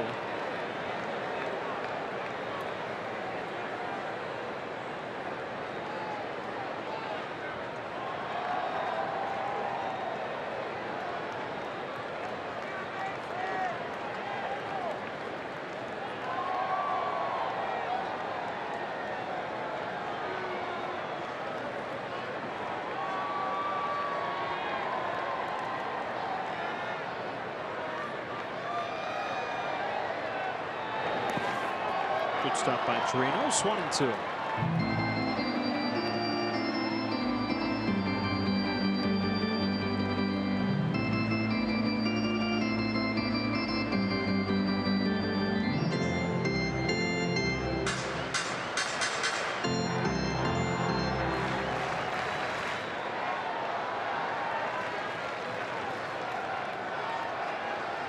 Turner at second, Kemp at first.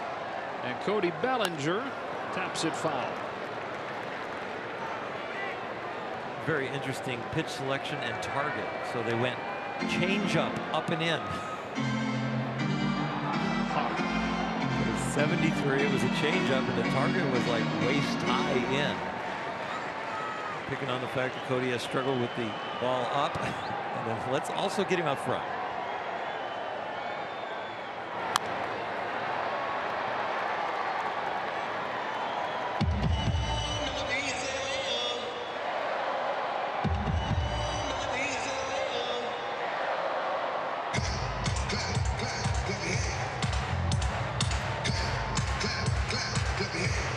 Three more home runs tonight. Peterson, Muncy, and Puig.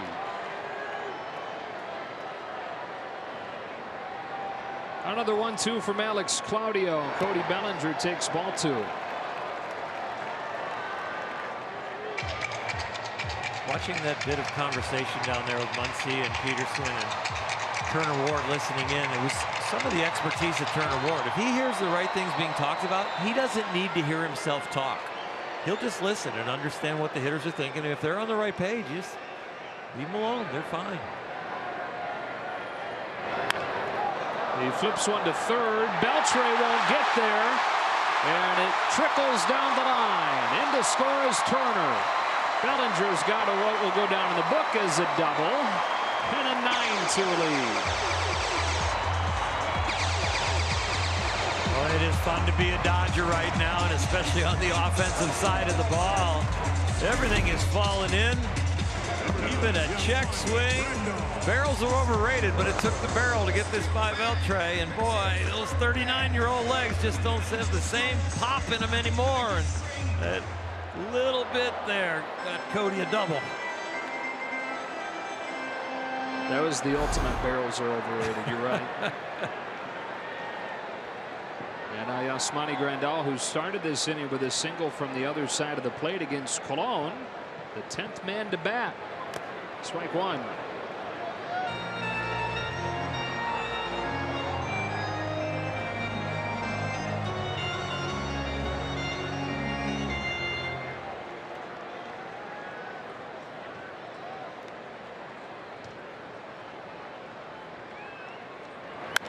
Grandal to right center field, and they just keep the line moving. 2 more runs are in. They've scored 7 in the inning and lead it 11-2.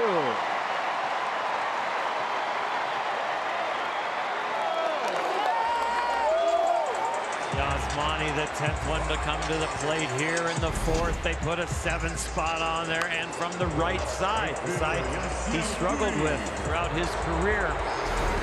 Well, what side of the debate are you on the batting around? Is it when the 9th guy comes to play you bat around, or when the 10th guy comes up? 9th. You? I'm with you. Yeah. Yep. There are others. 1 run shy, by the way, of the largest inning of the season. They scored 8 against Colorado earlier. As Puig takes strike one. Dodgers as a team 12 for their last 18. That's good. Yeah. Puig already has a 2-run home run in this inning, and here he gets to dance with a ball that goes flying by his feet. 1-1. He still rested to dance. The concert last night was John Legend, and that's a little bit more laid back, cool music. So there wasn't a lot of dancing going on, but there was a lot of enjoyment.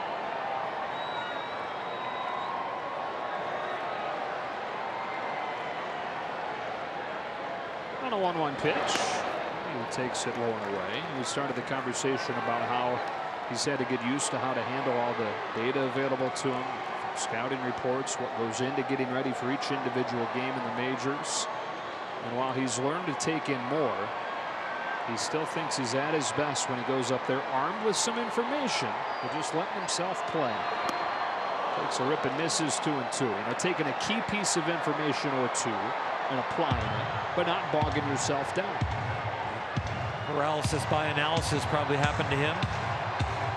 You get to a level where you figure out what works best.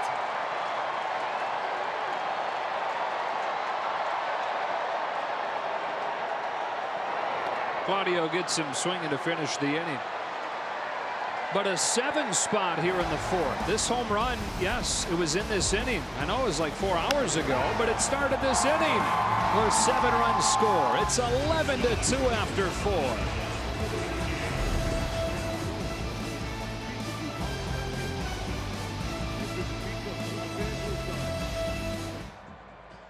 Tonight's lucky winners on the Lowe's level, section 126, row T's and Tango.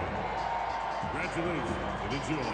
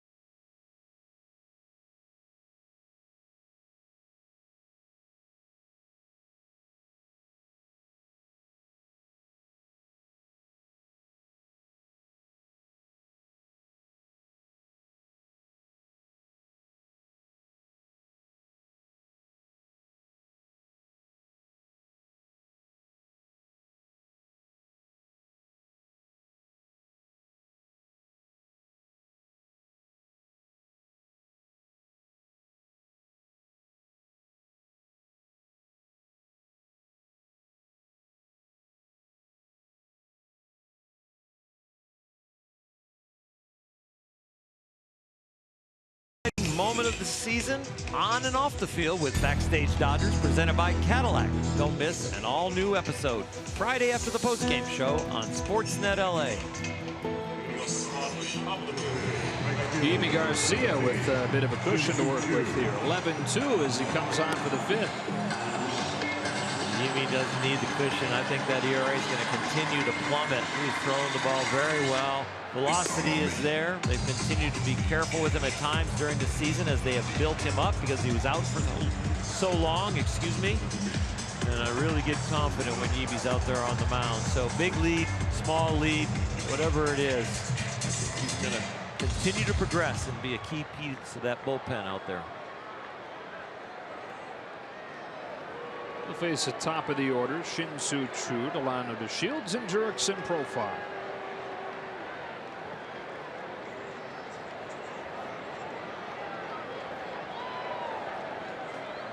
Well, Choo with his single last time up has extended his on-base streak to 27 games.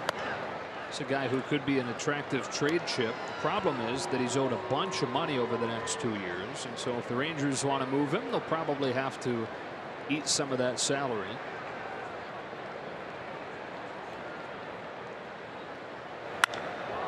Choo hits a high fly ball to center field. Peterson running out of room.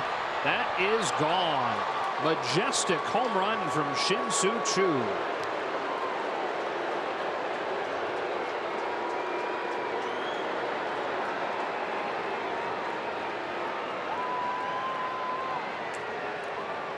You don't like it, but sometimes you have to admire the talent on the other side of the diamond. I'll tell you what, this is a very pretty swing on a high fastball. He does not pop it up. He gets all of it.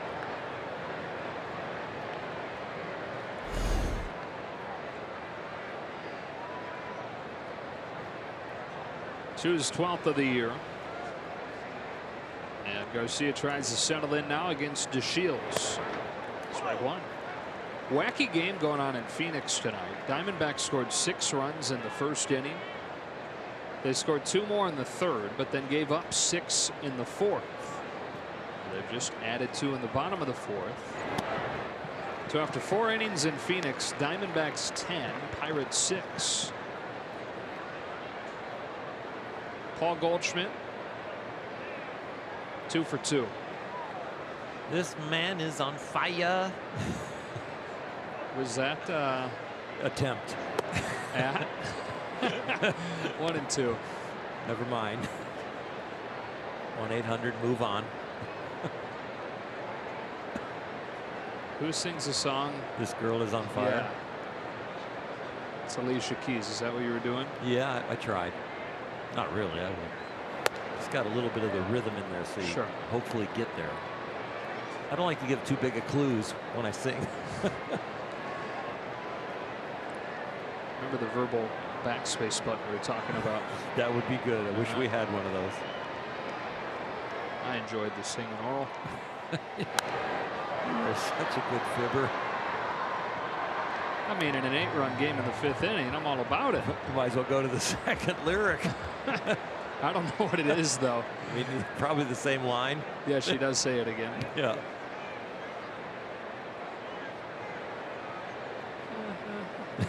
Okay.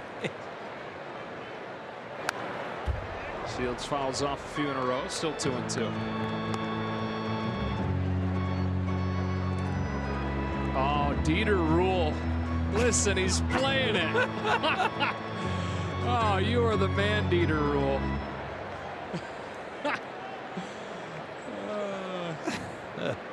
This will forever be known as the Alicia Keys game, says Rick Krajewski. Ground ball left side. Nice play, Justin Turner, with the first out of the 5th. Very nice. No concentration problem over there. Turn the page on getting picked off at third. Keep your concentration even though there's an 8-run lead. That is sweet.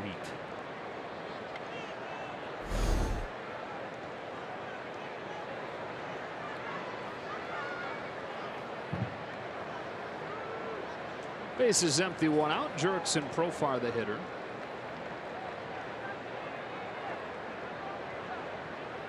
Can we take just a moment to recognize the musical genius of Dieter Rule? To be able to hear us just talking about a random song and then play it right in there. Should we just play Stump Dieter?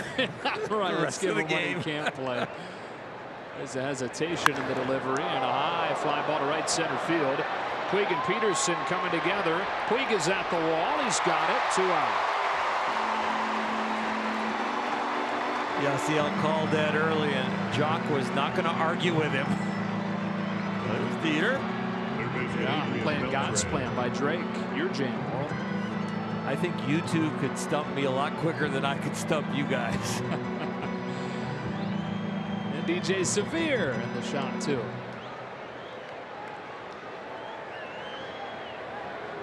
Garcia trying to bounce back from the leadoff home run. Adrian Beltre with 2 out. The base is empty.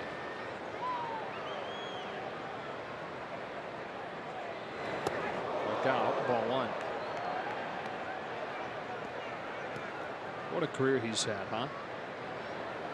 Yep, Hall of Fame career, I would think. I haven't done the research yet. He's been around so long. He's been so good so long. I got to believe. 1-1.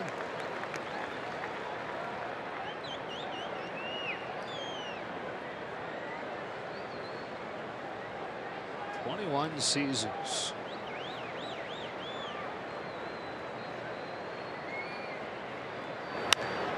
Digs this one out, sends it to left center field. Peterson says no big deal and puts it away to finish the Rangers in the 5th.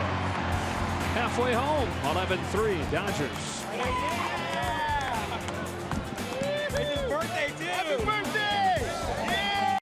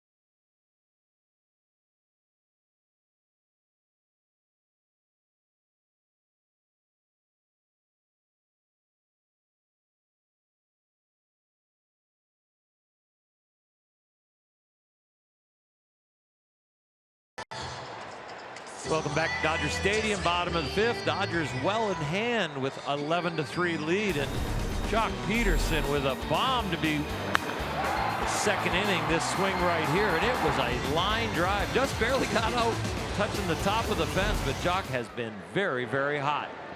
Sure has. You go back the last few weeks. Jock Peterson has the #1 slugging percentage in the National League.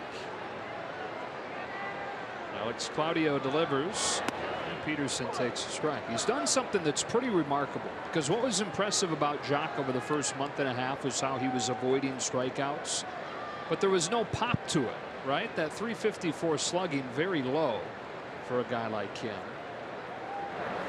And as you saw, not only has he started to cut it loose and hit for power, that .852 slugging, the best in the National League in that span, but somehow he's done that while even decreasing the strikeouts. That's not how it's supposed to work. chopper. At first, it's Gallo, or it's Guzman. Beg your pardon. 1 out.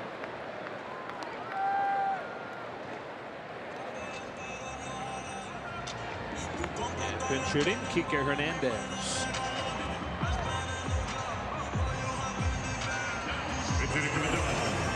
Edward Paredes getting loose. So he'll handle his 6th after Yimi Garcia.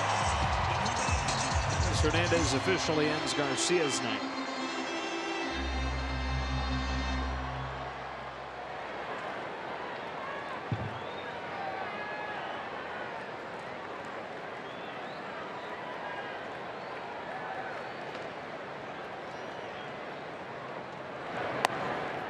One ball, no strikes. Couple guys from Puerto Rico facing off here.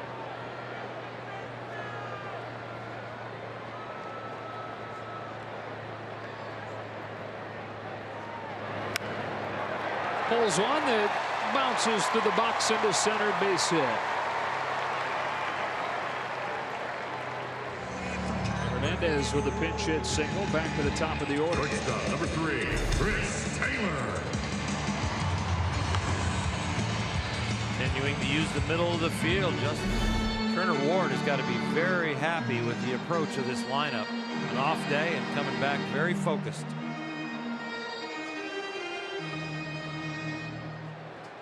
Taylor singled home run, came in to score last inning. Who didn't?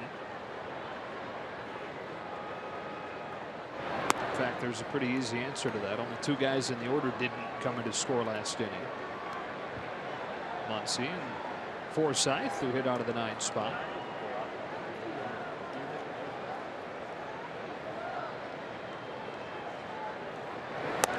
So a discussion about bats. Yeah, and what Chase was doing, they're trying to hear it, and I don't understand what they listen for, but I know they do listen for tone, maybe a better weight or more solid, maybe. I would say it's probably an inexact science. Taylor goes the other way. It's dropping towards the line, and it's a fair ball. Bouncing into the seats, a double for Taylor. Oh, there have been a lot of hard hit balls in this game, but there have been a few like that. Yes, where barrels are overrated. Thinking of Cody Bellinger's double by Beltre that was barely popped 90 feet. And now this one that goes down there about 250 feet, but right on the line. Oh yeah, the outside part of the line. How many times do you see a double wind up 7 rows deep to the side? Yeah. That's some English out there. More and more the way stadiums are creeping in closer to fair territory. That's true. Second and third, 1 out. Max Muncy. National League leader in OPS. Max Muncy. Added to that with a home run tonight. Against his favorite team growing up, Texas Rangers.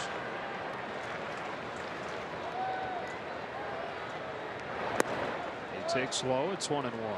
But his favorite player was Jim Thome. His dad grew up in Cleveland.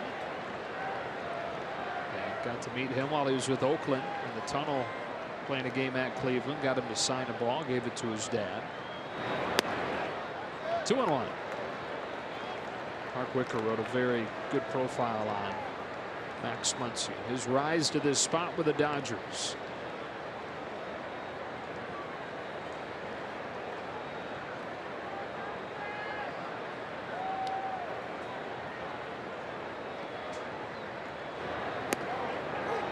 Three and 1.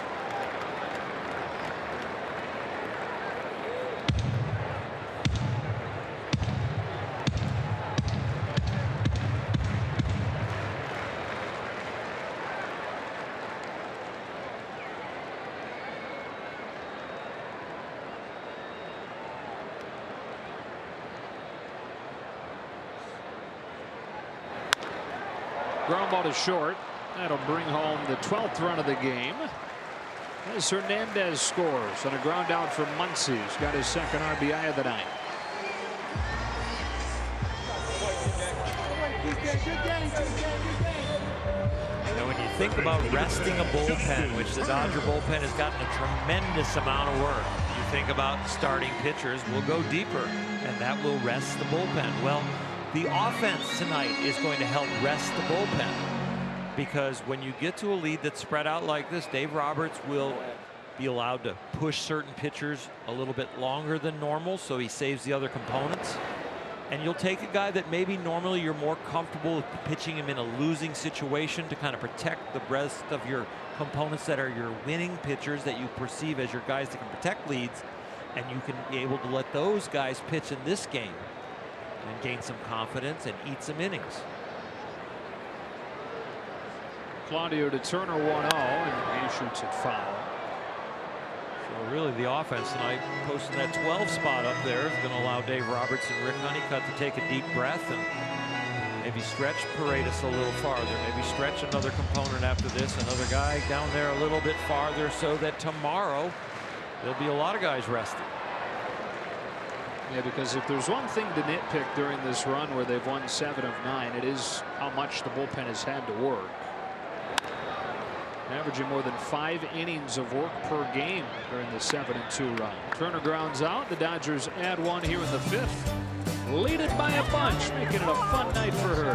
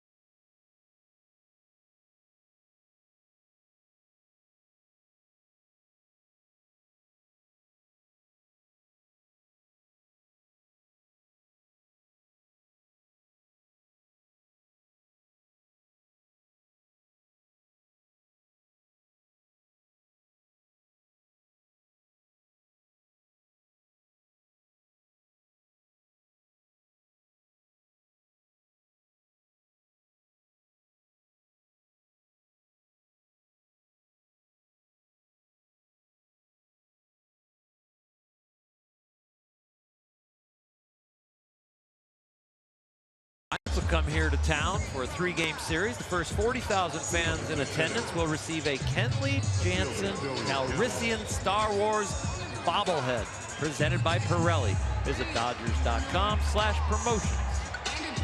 One of a kind, that's for sure. Maybe the first time in Dodger history that there's been a yellow, or is it gold in the bobblehead? Thinking the cape? Maybe. I don't know. Usually I'm used to seeing white and Dodger blue and the red number, gray uniforms sometimes. And Paredes on to pitch this 6th. I wouldn't be surprised if there's been a bobblehead with a gold glove. That's true, yeah. Clayton had a Cy Young with the silver. The things you talk about in a 12-3 game. Joey Gallo, strike 1.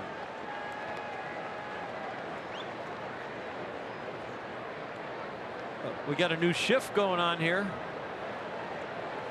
Wow. 4 outfielders. Chris Taylor going to left field. This is something the Houston Astros did against Joey Gallo. You hear some stirring, some uneasiness in the ballpark. What are they doing? It's like a church softball game. Full hitter, everybody. 4 outfielders. Here we go. You play left center. I'll play right center. So they have Chris Taylor in left, Matt Kemp in left center, Jock Peterson in right center, Max Muncy in short right, and Puig in right. How much does that have to mess with your head if you're Joey Gallo? It's 12-3. Can you hit a ground ball to short? But it says a lot about his tendencies in the data, and it says a lot about his hard head. Although he has bunted against the shift. He takes just off of the plate, 2-2. Well, they moved after the first strike.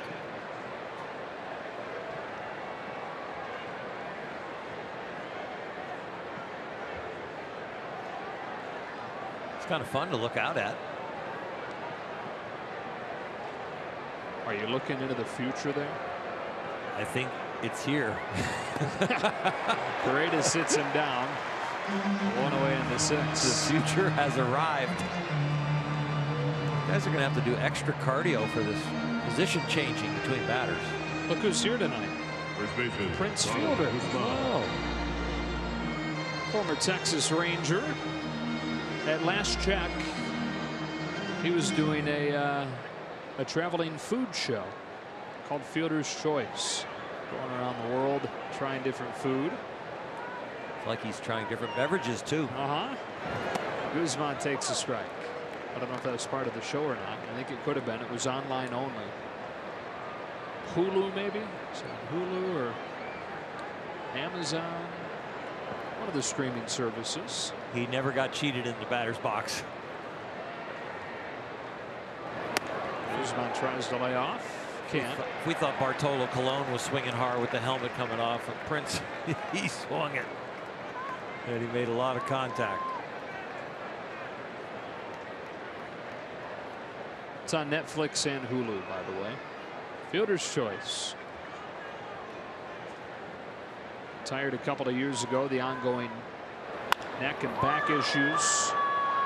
To left center field, that's Kemp, 2 out.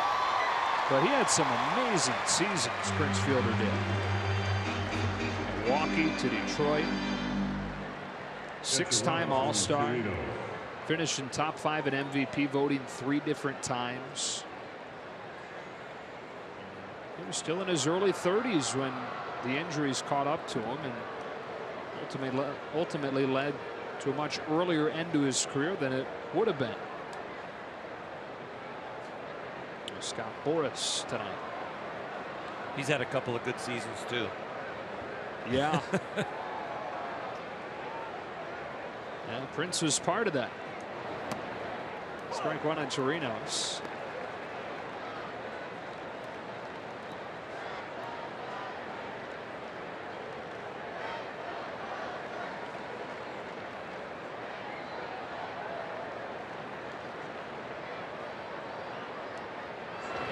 Agent makes what percent usually? Oh, I'd hate to quote that. It's different. Scott going back and listening, but yeah, it's different depending on how much they're going to take care of. If they're going to do off the field stuff like help you buy your house or help you get your endorsements or watch over a lot of different things. The reason I ask is Prince Fielder with Scott Boras as his agent, career earnings of $248 million. I would think that negotiating the contract would be somewhere between 2 and 7%. And I think endorsements that the agent helped drum up that weren't just presented to you, maybe around 20–25%. Maybe something you bring to your agent and say, hey, this has been offered to me. Will you help me negotiate it and get it signed? Maybe 10% or 15%. That's just a feel. I think there's a lot of different deals out there depending on how much they make from which category. If you got a guy that's getting 6% of 200 and some million, you might all of a sudden just be full service no matter what is asked of you.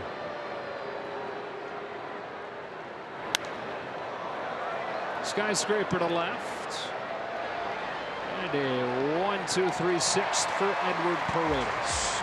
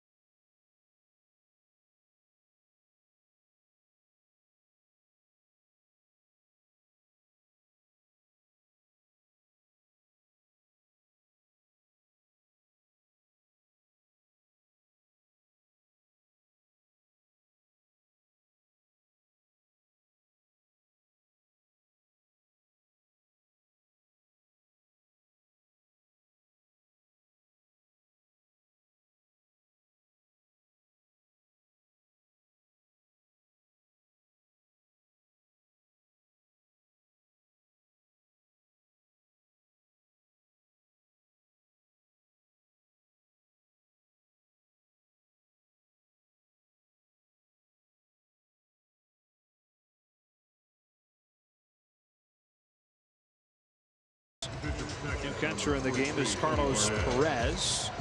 And he will catch a new pitcher, Tony Barnett.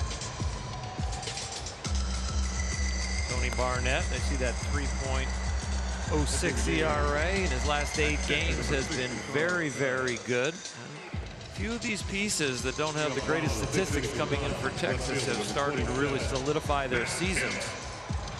It'll be hard for them to help this one into a W, but they can protect each other by getting some outs. Part of the order here with Kemp to lead it off.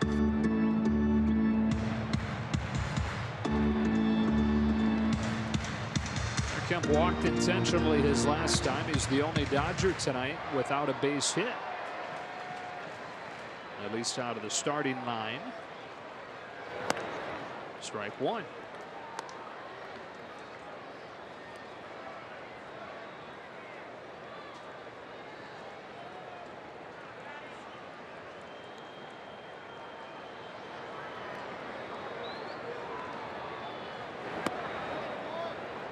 Plays off, 1 ball, 1 strike. The Giants lost tonight to the Marlins 3-1. Falling back to a game below 500.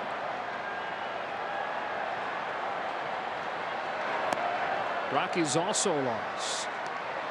They've really been struggling. Matt Kemp had looked away. Was there a paper airplane that just flew down there? Yeah, it came in very, very slowly, very stable, almost like the space shuttle. And through the whole last pitch, the crowd was gathering, and then it landed for a strike. Put him behind 1 and 2.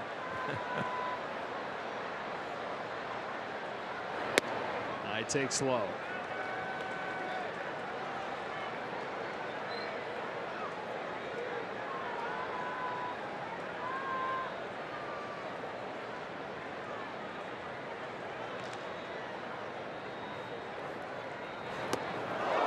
Out. Got out of the way of it, but the bat went through. Strike 3, 1 out. A couple pieces of danger here. The ball near your head, or what is perceived to be near your head, and then your wrists. You see guys check swings like that and hurt themselves.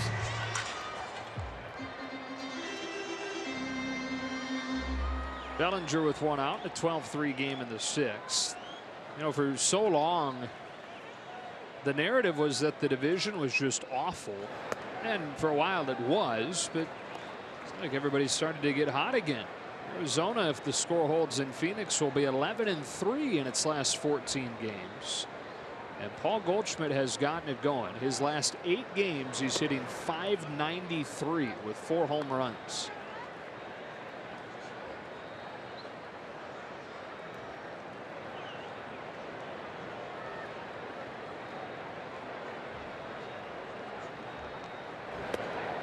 San Francisco, even with the loss tonight, 8-4 in its last 12. And how about San Diego? They've won 10 of 14. Good for them. Bless their heart. That's like what you just said. Setting of a fruit basket. Bob Guerin looking for, I would think, Breivik Valera. This time only a 4-man bench, and 2 have already been used for the Dodgers as pinch hitters. And I'll tell you what, in the day and age when the benches were a little thicker, the veterans would start getting pulled from this game. Bellinger thought he had ball 4 instead of full count.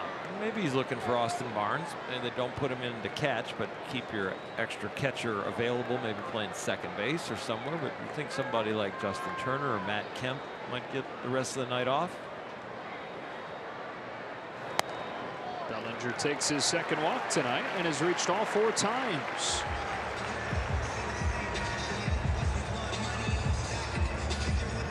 Here comes Randolph. So really right now the Rockies are the only team in the National League West struggling. They've dropped now 9 of their last 11 and are 11-19 in their last 30 games.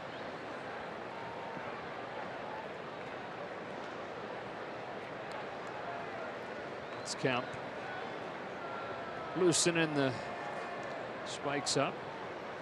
2 Does that mean he's done? I would think so, yeah.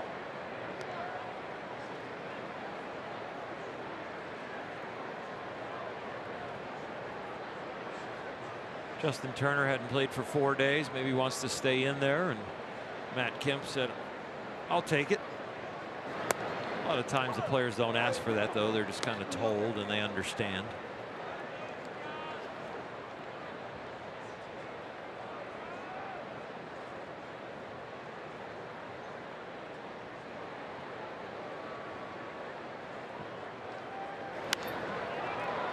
One and two on Grandal. Couple singles for him tonight. Drove home 2 with a single last inning, or 2 innings ago. Turner's got a hit tonight. Overall, the Dodgers have 14 of them.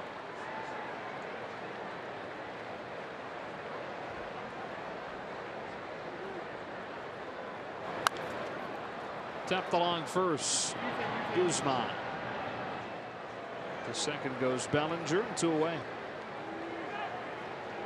Right fielder, number 66, Yasiel Puig. It's always must-see TV when Yasiel Puig's coming up there. Yasiel Puig's playing right, with the flair that he plays the game with, the joy that he plays the game with.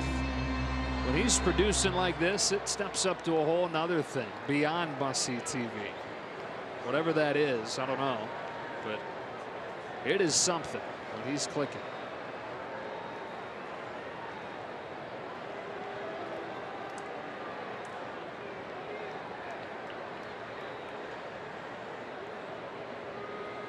Different looking setup.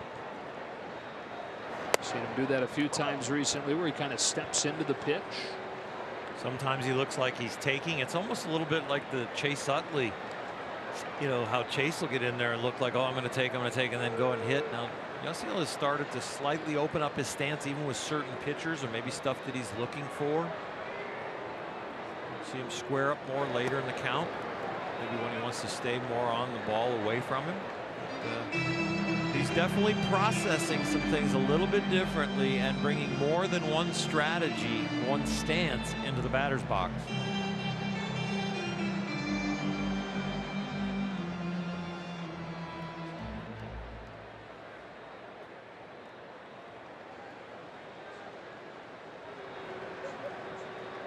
We saw him do it on his first swing tonight against Cologne, on his double off the top of the wall. Takes a ball here, and it's 2-1, where he's just kind of upright to open and then closes off and attacks. This is a double. That's the most open we've seen him tonight. Creeping a little bit in with that front foot, but very upright, like you say, staying tall. Ahead 3-1. Kind of goes back to what we were talking about when he's at his best and he's just playing the game. He looks like he just letting himself play the game there.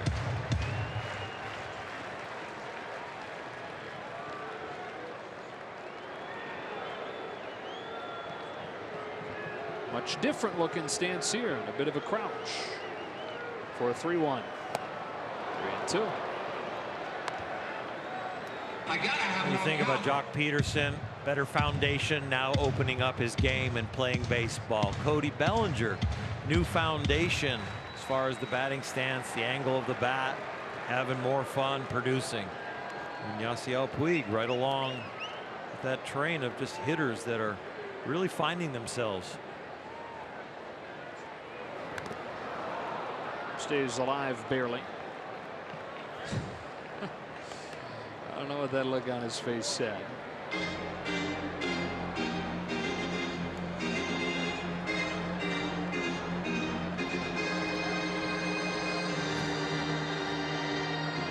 Must watch TV.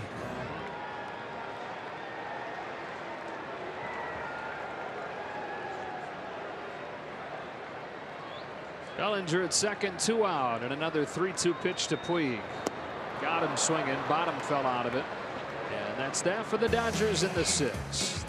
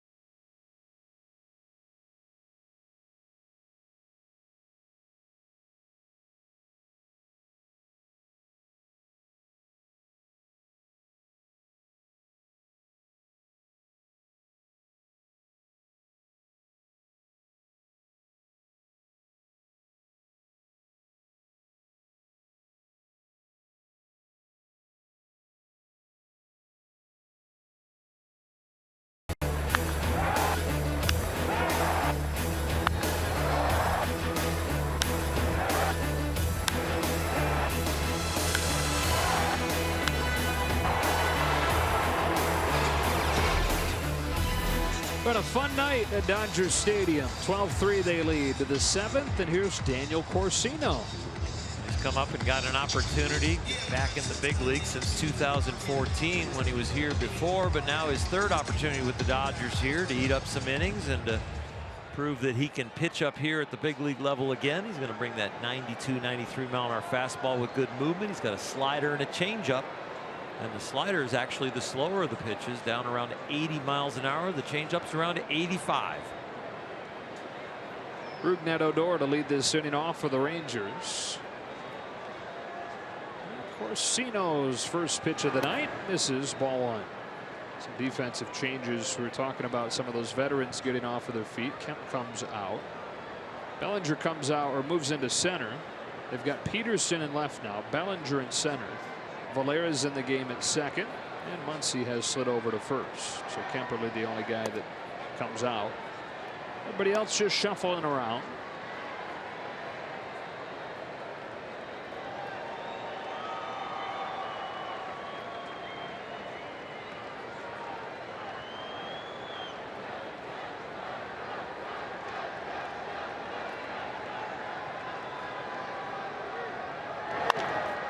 Ground ball to second. Breivik Valera wastes no time getting involved. You know, there was a time early on this season where, you know, Muncy wasn't Muncy yet. Turner was still out. Seager was out. A lot of guys were slumping. And for Dave Roberts each day, it was like, man, how do I put together this lineup? Who do I put in?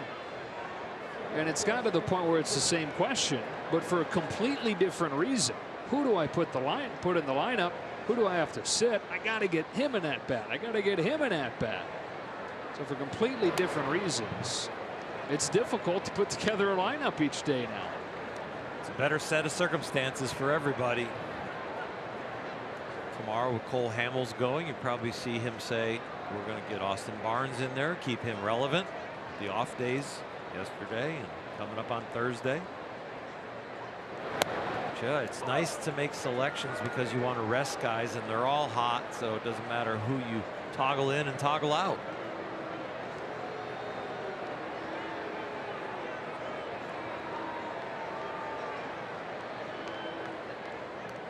Corsino to Carlos Perez with a 1-1, and that sinks a little bit low. 2 balls, 1 strike. You mentioned Cole Hamels tomorrow to be Kenta Maeda for the Dodgers coming back from the DL. Hamels is a guy who is going to be one of the top arms on the trade market.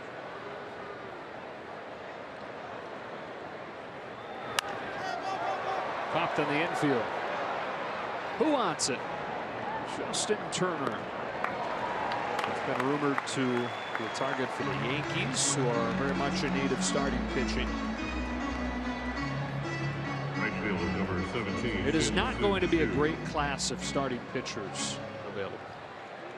No, it is not, and that makes Cole Hamels' value higher because that's the beginning of kind of free agent season, or at least when pieces are moving around. So with not a lot of quality arms in that 2018 free agent class, maybe you'd call it the 19 class.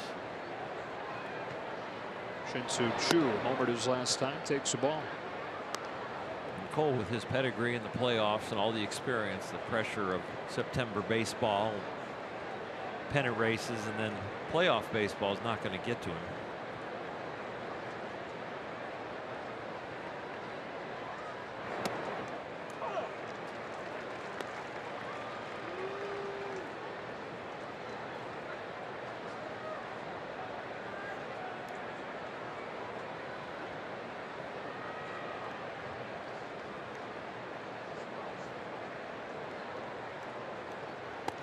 Takes off on Corsino, 2-1.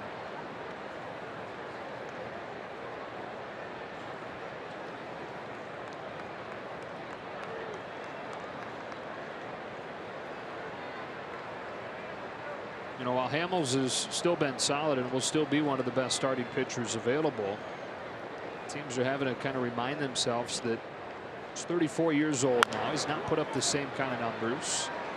So you're not trading for prime Cole Hamels. Still been very effective, but the guy he's been in previous years. We stretch at Dodger Stadium in a 12-3 game.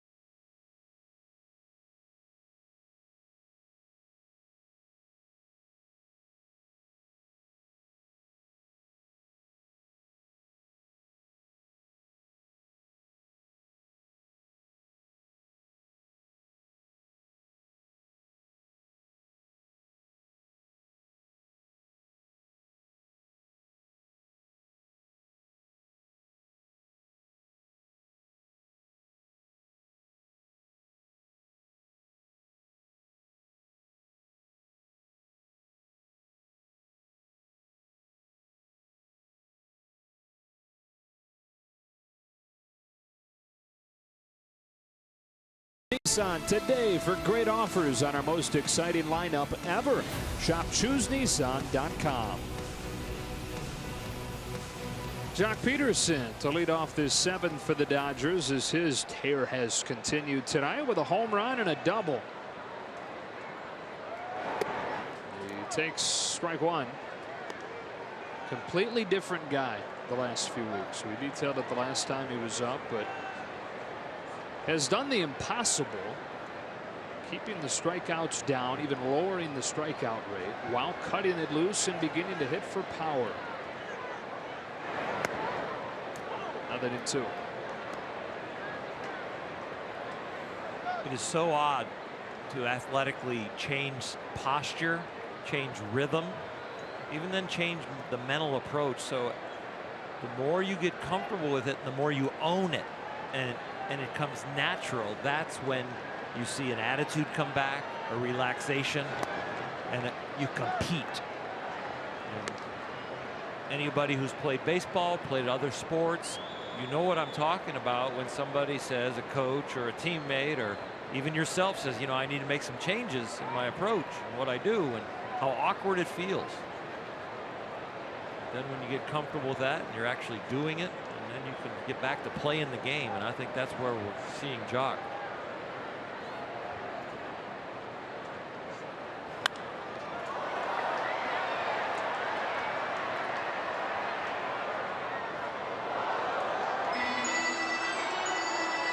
Even when you evaluate yourself, it changes completely too. You know, you get a hit, and if you don't have a real foundation, but you know it was a lucky hit, you go, oh, that was great, and you don't get mad at yourself. But it's not about results, it's about execution. And if you execute consistently, the results are going to come. Peterson smacks one on a line right center field, and he's got another extra base hit.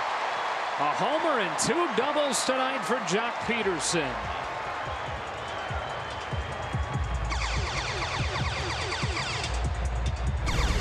Morongo slow-mo cam will have to check out this beautiful swing. Fastball out over the plate, belt high. See that swing there? Pretty level, isn't it? There's no uppercut there. There's no pop-up in that. That bat is in the hitting area for a long time. Nomar Garciaparra talks about the difference between actually trying to have an uppercut and really trying to hit the ball solid and what it does to your swing. Breivik Valera, first AB of the night, starts with the ball. Difference between theory of more hits if you hit the ball in the air compared to attempting to hit the ball in the air. I don't know that fine line that Nomar's really talking about with individual hitters, but I know he knows how to communicate it.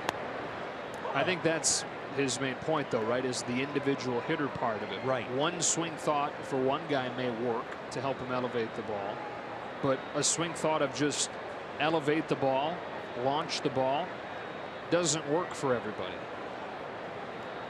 I think we saw that with Cody Bellinger a little bit this year when the backside was collapsing, because to get the ball in the air and to have that uppercut, it got drastic. The uppercut got drastic, and with the back knee collapsing.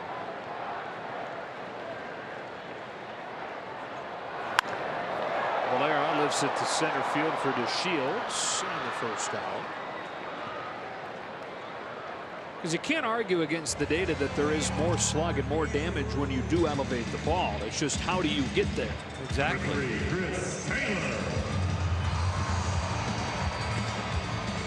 And while there are great examples like this guy of getting the ball in the air, hitting it harder, producing better results, changing careers, there are less publicized examples of it going the other way for guys.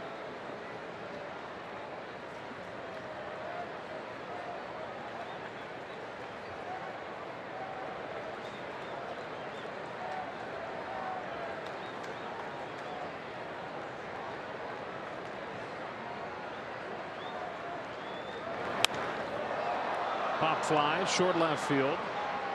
Jurickson profile with the call and the catch. Let's take a look at Jock Peterson. He's got a couple of very nice swings here tonight, both getting good results, the double and the home run. That is the home run swing, believe it or not. And Look at how long that ball bat is in the hitting area. And he just kind of clears the front hips and gets the hands through. And that ball barely went over the 375 sign, hit the top of the wall in right center. That bat is in the hitting area for a long time now. That uppercut has been leveled out.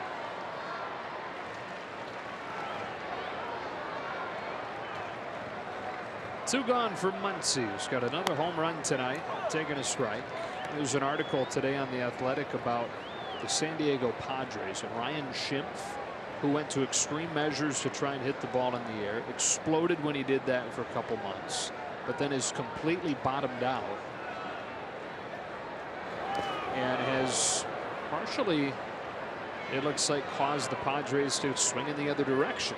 Not literally swing the bat in the other direction, but go to the other end of the spectrum where they're hitting more and more line drives and ground balls. So they went from last year, they were 3rd in the majors in fly ball rate, down to 29th in fly ball rate this year. Starting to correct itself a little bit.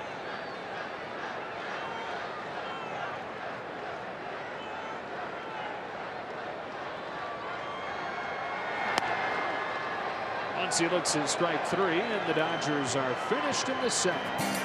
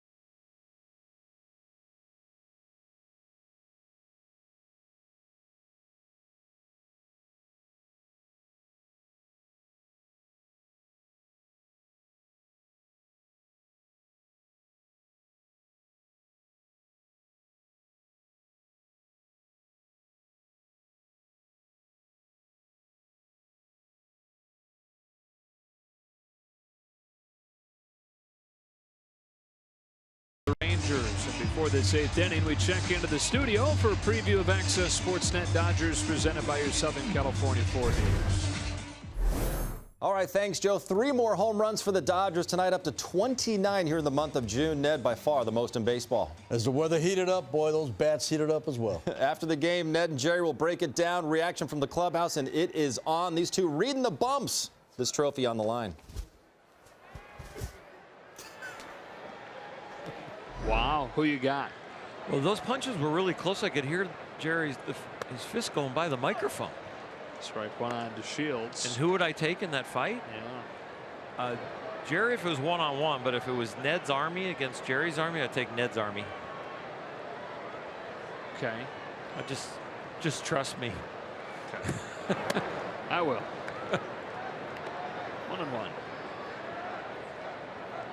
Boy, what a great Tuesday night crowd tonight. 48,233. Some of those folks have taken off. This game, it appears, in hand at this point.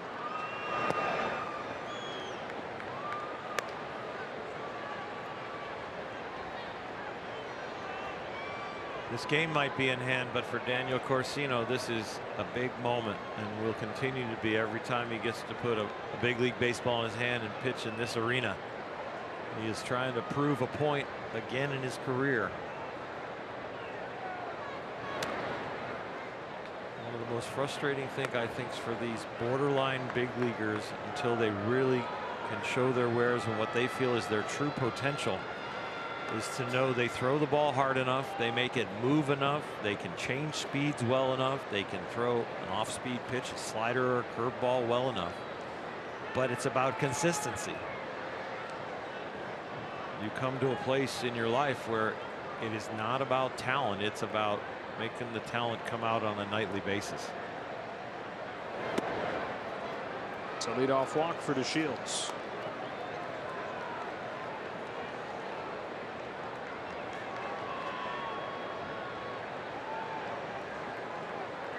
Shortstop number 19, Jurickson Profar.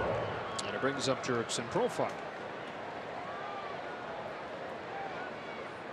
You were talking about how across baseball the in vogue swing seemingly evolving. What do you think the next phase of it is? I mean, do you think that you continue to see guys try to elevate the ball, or are we indeed seeing signs of that swing? You know, we mentioned the Padres example of them decreasing the fly ball rate. Well, there are levels of everything that either keep your job or make you really good at your job. And I think, you know, a 200 average, but if you hit 45 home runs and drive in 120, you're probably going to be fine with that swing. But how many guys are going to be able to have that theory and that swing and come up with those kind of numbers to keep their job and to see that this is the right formula to be part of a winning ball club? So I think there's going to be a balance. I think we're going to find a balance that, you know, hitting 260, 265 is still going to be important. You know, hitting 300, 310 without power, but gap to gap is important. Profar shanks one to left field, caught by Jock Peterson. I think it's going to balance out, and I think some individuals are going to find that with that theory and with that swing, I can produce some really good numbers, but not consistently, because I have holes in my swing, you know, that get attacked now, because ultimately I can hit the ball down the middle and I can hit the ball low and in, and I can produce these unbelievable numbers that are going to drive my job and my contract through the roof and help my team win. But you know what? The league's starting to throw me low and away and up and away and up and in, and now those numbers start to go down and I go into slumps, and you come to realize maybe I can't use that swing, even though it's the ultimate swing for what I can do if the ball is in that area. I've got too many other areas where I'm weak. Wow, pitch from Corsino allows DeShields to move into scoring position. And then, you know, can a guy that has that sweet spot in his swing and that great swing lay off the other pitches? So you got two components. You got being able to make the good swing, and then being able to lay off the ones where that's in a bad area for me to attempt to go after. We saw that with Cody Bellinger in the playoffs with the breaking ball down and in. Then this year we saw with the fastball up.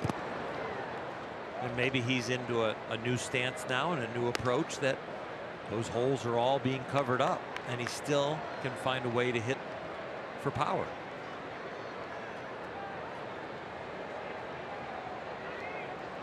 It's a game. You know, it goes back and forth.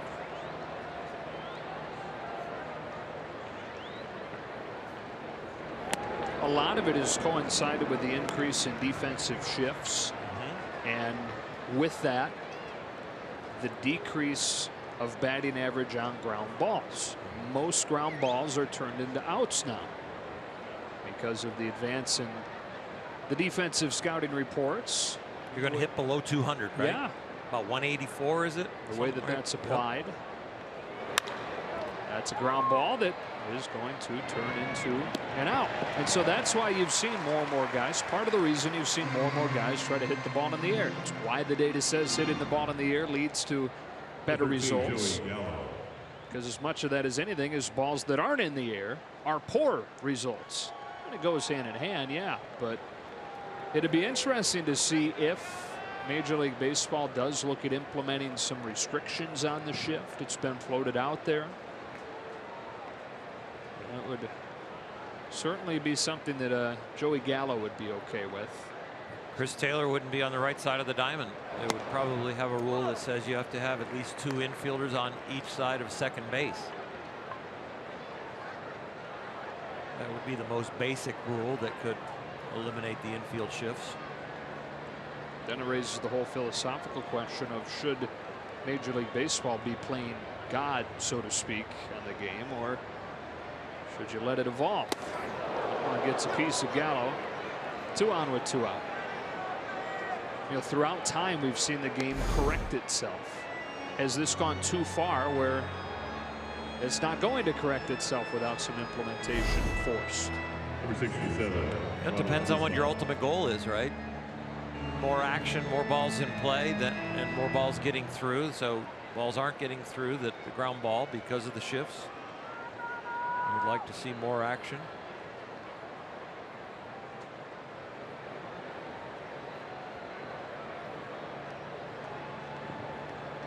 Ronald Guzman with 2 out takes ball 1.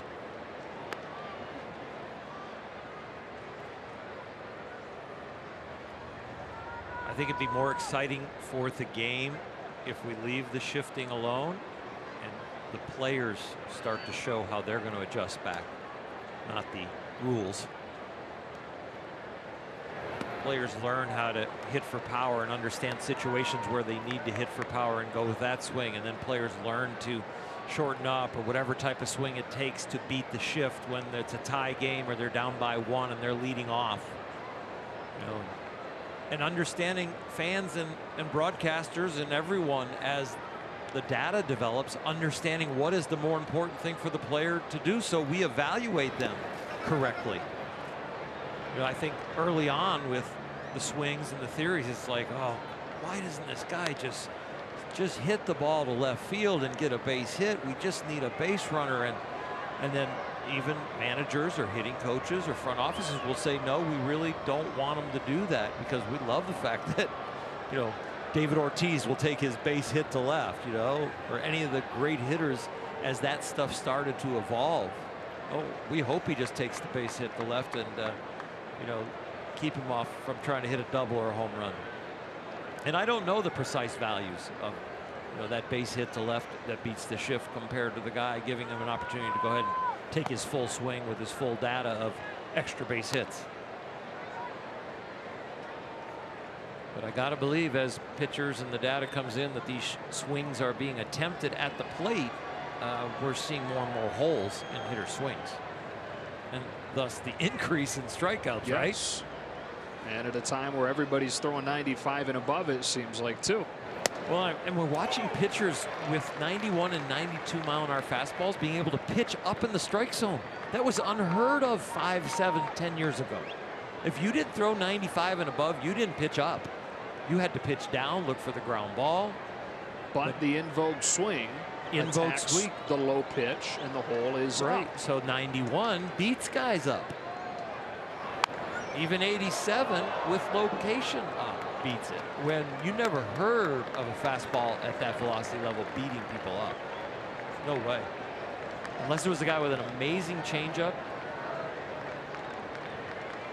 Jamie Moyer, Tom Browning. I think going back into my generation, guys that could pitch up with fastballs below 90. Runners will take off, and Guzman pulls it foul, and look out. It's Steve Buechele. He played the hot corner, and he's at the hot coaching box right now. This one is like a heat-seeking missile. He jumped out of the way, but it hooked right into him. And that's down there where there's a lot of bone. There's not a lot of fat down there. That's got to hurt. His son is quarterback at Texas these days, Shane Buechele.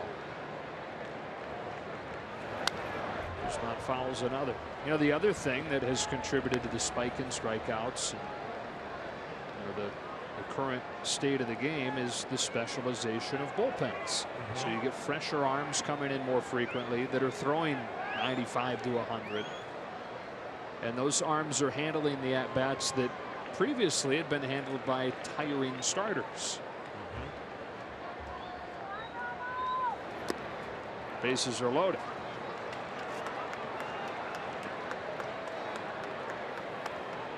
No one up in the Dodger bullpen, and Daniel Corsino on the mound knows this is a longer audition where you're going to have to pitch out of your own trouble. Rick Honeycutt on the horn now, getting a little action, but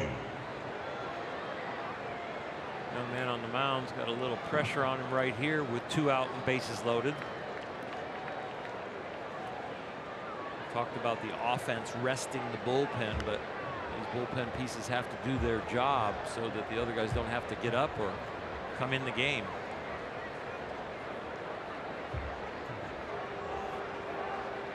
Rick Honeycutt out for a visit with Daniel Corsino.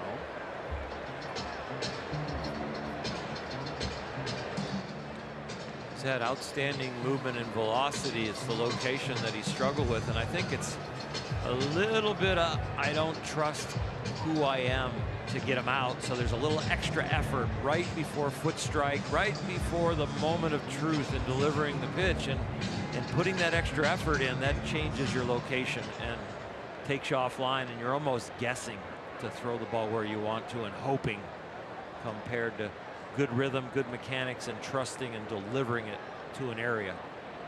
So they're loaded up, and the pinch hitter is Carlos Tocci. Takes ball 1. Tocci just 22 years old. He's 2 for 25 in the majors.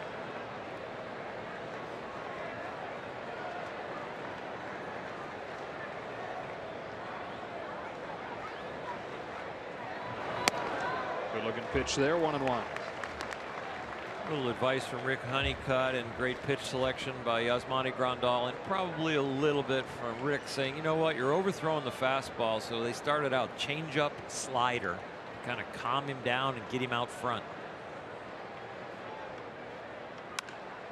Off the end of the bat to second, and the inning is over. Bit of a bumpy ride through the 8th for Corsino, but no damage. A lot of cotton candy.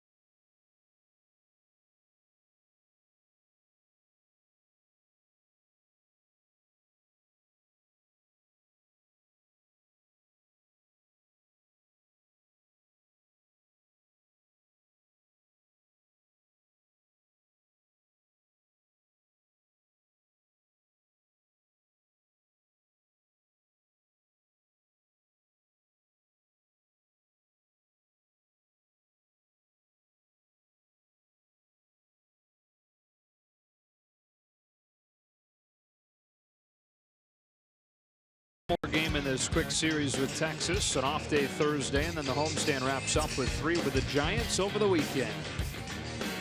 The Dodgers are in a really good place here in this game, and they stay hot. They're in a great place to welcome the Giants here to town. Matt Bush to pitch the bottom of the 8th. Sometimes the rhythm of the schedule and when you play people is key, and the National League West, as far as who beats up on who, it's pretty equal. Arizona's probably done the best job. You want to be hot when the National League West opponents come in, or you go visit them. Justin Turner leads off this 8th inning for the Dodgers on a night where they've scored 12 runs on 15 hits, including 3 more homers. Kenta Maeda's probably sitting over there going, save some for me, boys, save some for me. And they're saying, hey, we got you. We're averaging 10 runs a game this month.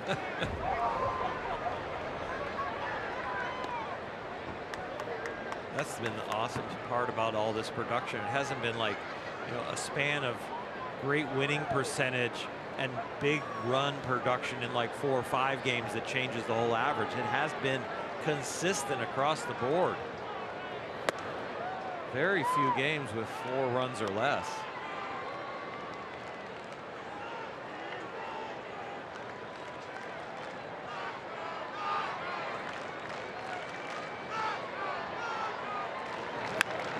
Ground ball past the bag and past a diving Beltre into the left field corner. Turner's got his second hit of the night. It's a double to open the 8th.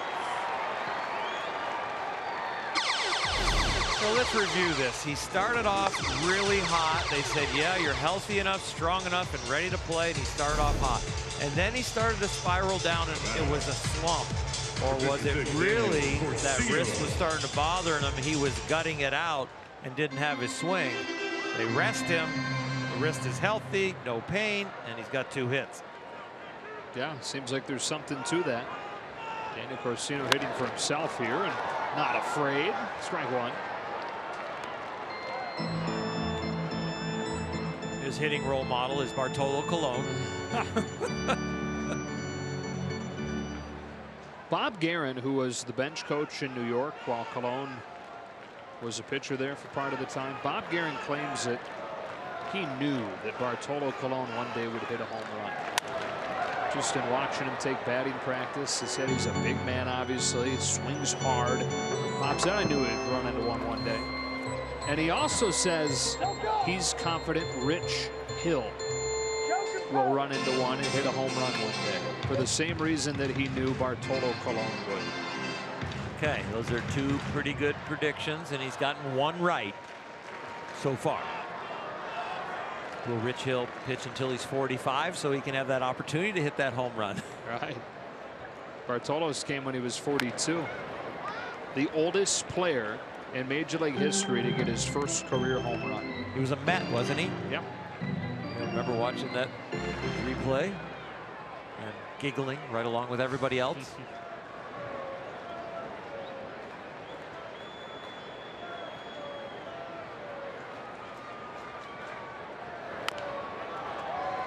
Corsino up there battling. I can't officially say he was on that breaking ball, but he touched it. He did with the bat.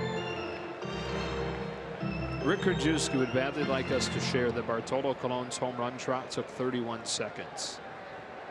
And where is that in the length of all-time home run trots? Well, average is 22 seconds. Okay. You knew I'd have the context for you, didn't you? Of course, because you are that good to know that that would be the question in the audience's head. That's how you make Krajewski better. 1 and 2, and he fouls another. Checking that bat, still one piece. Wonder whose bat he's using. That's true. Don't imagine Daniel Corsino brought his own. Got him swinging. Wasn't easy though. Come watch the Dodgers play host to the Chicago Cubs during a 4-game series, Monday, June 25th through Thursday, June 28th. It's their first matchup at home since the Dodgers finished them off in Game 5 of the NLCS. Visit Dodgers.com/tickets. How about 7 matchups between the teams in a 10-game span? Wow. Cody Bellinger has reached all 4 times tonight, takes ball 1. They play those 4 games or 3 games in Chicago. They go to New York for 3 and then immediately come home and play those 4 with the Cubs. That's the old time schedule where we didn't have interleague play, and kind of the rhythm of the schedule was a lot of times the home and away to kind of build road trips together. Philadelphia, New York, Montreal were always together. Chicago, St. Louis, Pittsburgh were together. Just San Diego, San Francisco, Colorado, when they came into the league, they got together. Houston was sometimes thrown in there when they were over here on the National League side. Schedule every year now doesn't have quite that rhythm. Turner's headed for third with that one getting away from Perez. Different strategy back then too because of that rhythm. How you expose relievers to those teams that you were going to see in back-to-back series sometimes, or maybe only one series separating you. How you pitch to a lineup, depending on if you had like a 7-0 lead and you knew your next start 5 days later was going to be against the same team, so you might do some odd things because you knew you didn't want to show any tools. A little different now when all of a sudden that happens in these schedules. Cubs have toggled back and forth between first place and second place over the last 2 nights, splitting the first 2 games in Milwaukee. 2-hit shutout for Milwaukee tonight, and a 4-0 Brewers win. Brewers are the first National League team to reach 40 wins. And now lead the Cubs by a half game in the Central.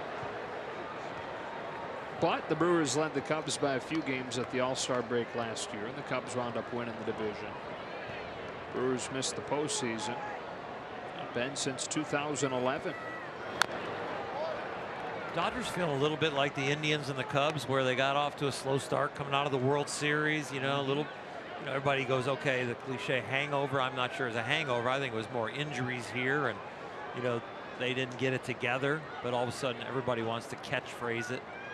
But they are really starting to put it together now, and they're going to get some pitchers back, hopefully. Get even better. I know you say it wasn't a hangover, but didn't it, in a way, for that first month and a half, 2 months of the season, feel like Game 7 never ended? There is something about that, and also that the last game you played, you had maybe the most adrenaline in your life and precise thinking and will to win, and then you come into spring training and the regular season, it's like, where is it? I almost have to fake it to make it. Number 9, Yasmani Grandal. Bellinger down on strikes. Grandal to the plate with 2 out. Yeah, and the build up to Game 7. I mean, the buzz in here was as incredible of any buzz you're ever going to find in a stadium.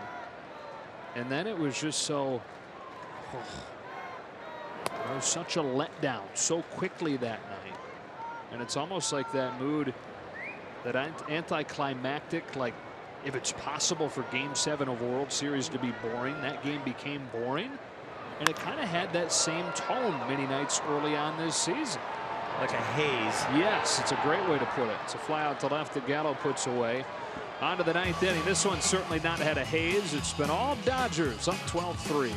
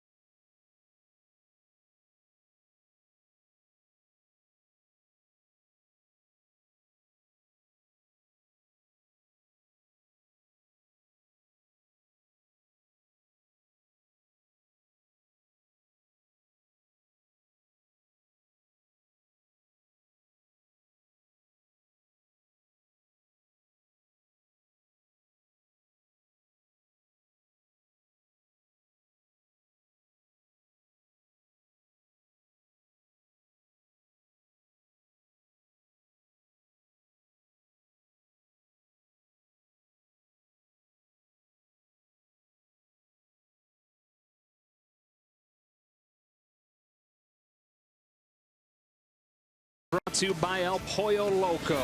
Introducing new Loco Kickin' Chicken from El Pollo Loco. Fresh from the grill. Back in Los Angeles, Daniel Corsino back to the mound for the 9th. Joe Orl on Alana. Glad you're sticking with us. Dodgers on the verge of getting their 8th win out of their last 10. And moving to 18-6 over their last 24 games.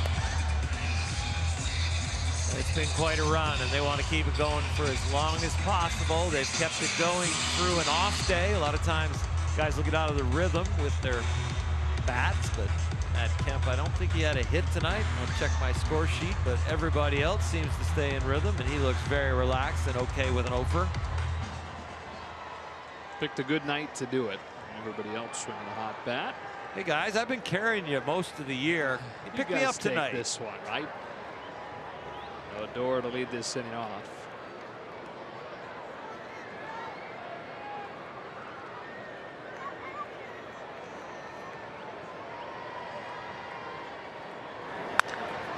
Swings at the first pitch.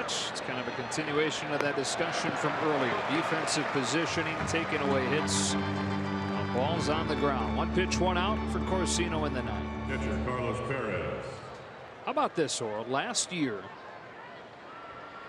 in mid-May, the Dodgers avoided a sweep at San Francisco with a win on May 17th. Clayton Kershaw start? Probably. I think it was. So they avoid a sweep May 17th at San Francisco. And it starts a 69-18 stretch. Wow. This year, May 17th, they avoid a sweep at Miami. And it starts what is about to be an 18-6 stretch.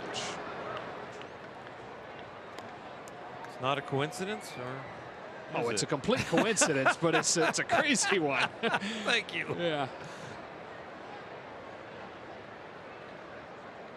It is crazy. 1-1 from Corsino to Carlos Perez. It's a fly ball, back of third. Valera is in for Turner over there. Taylor calling him off. And the Rangers down to their final out. Daniel Corsino has pitched in traffic, but he's got a chance here to For 17. pitch 3 innings and do really well. No earned runs, no runs. A couple of walks where he's hurt himself, but it hasn't hurt him in the tally column.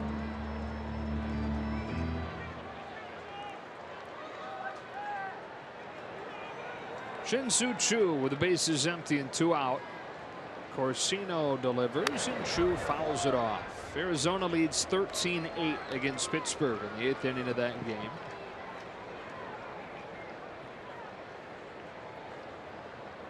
So the Diamondbacks have righted their ship as the Dodgers have.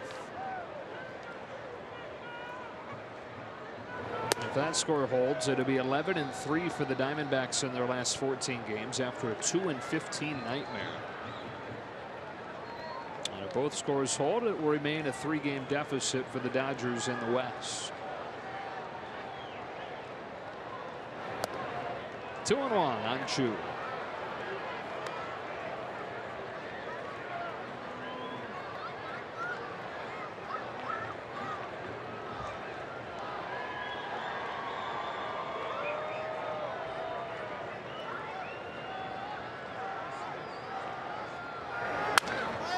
Crack bat flare. Valera's out, not going to get there. And the night extended at least 1 batter further. 7:10 tomorrow night. Kenta Maeda for the Dodgers and Cole Hamels for the Rangers.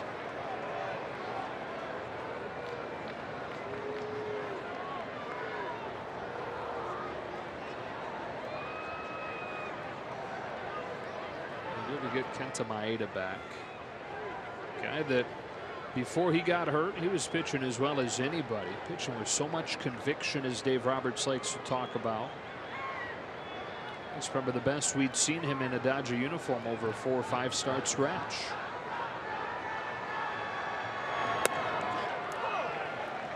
Maeda, Ryu, when he went down, how well he was throwing the ball. Rich Hill really had not caught stride yet. Clayton Kershaw was producing, but not at the level that he wanted to, and we have come to expect, but he was still doing a fine job. Ryu and Maeda were dealing. And thank God for Ross Stripling and Walker Buehler.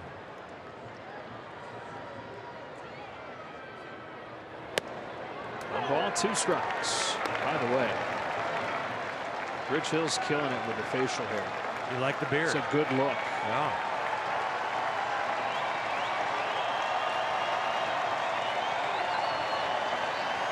Rangers down to their final strike. Corsino to DeShields with a 1-2. And rides in with a hands ball 2.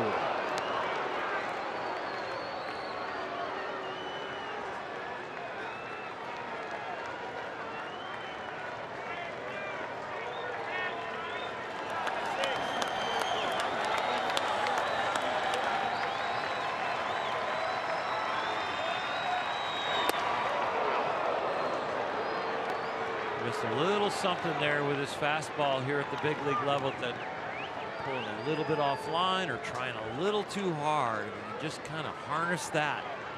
We've seen a decent slider and a very good changeup. Fastball command, the key.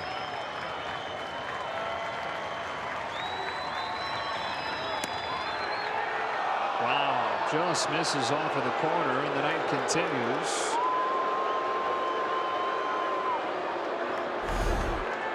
Culturally, a lot of times the strike zone expands a little bit in a 12-3 game with 2 out in the 9th and 1 man on, and that ball ticked the strike zone, and it got a lot of the strike zone usually with this score.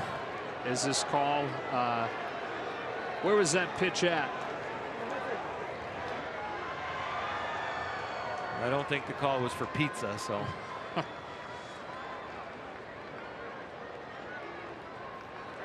Jurickson Profar takes ball 1. The 3rd out of every inning has been a tough one for Daniel.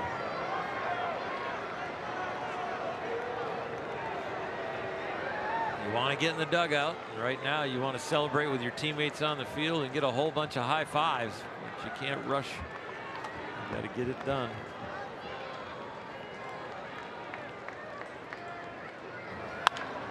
Bouncing ball to first that takes a bad bounce over Muncy.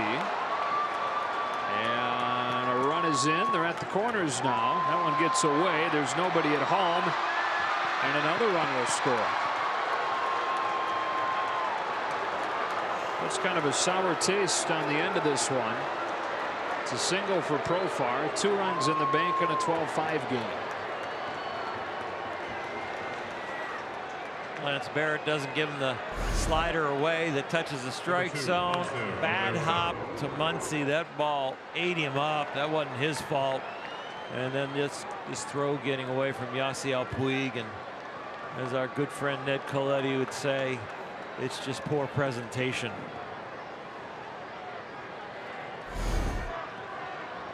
If you're going to have poor presentation, the best time to do it is in a 12-3 game with 2 outs in the 9th. That's for sure.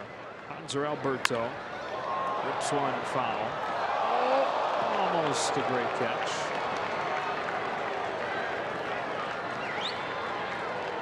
That's one time. If she catches that ball and it's on the highlight reel, that's one time that the ball lady should not give the ball away. She should put that in her trophy case.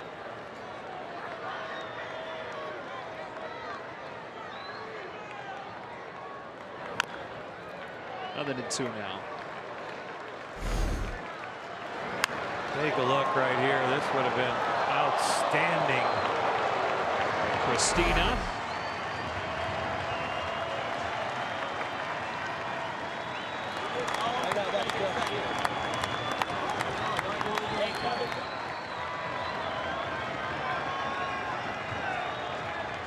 Oh, 2. That's it.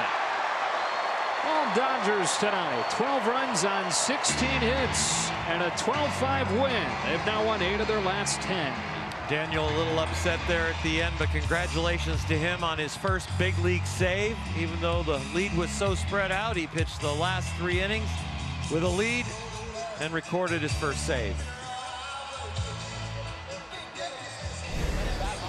Lexus player of the game, John Peterson, keeps his hot hitting going. He came into the game leading the National League in slugging over the last 3+ weeks and didn't hurt that case with 2 doubles and a home run tonight.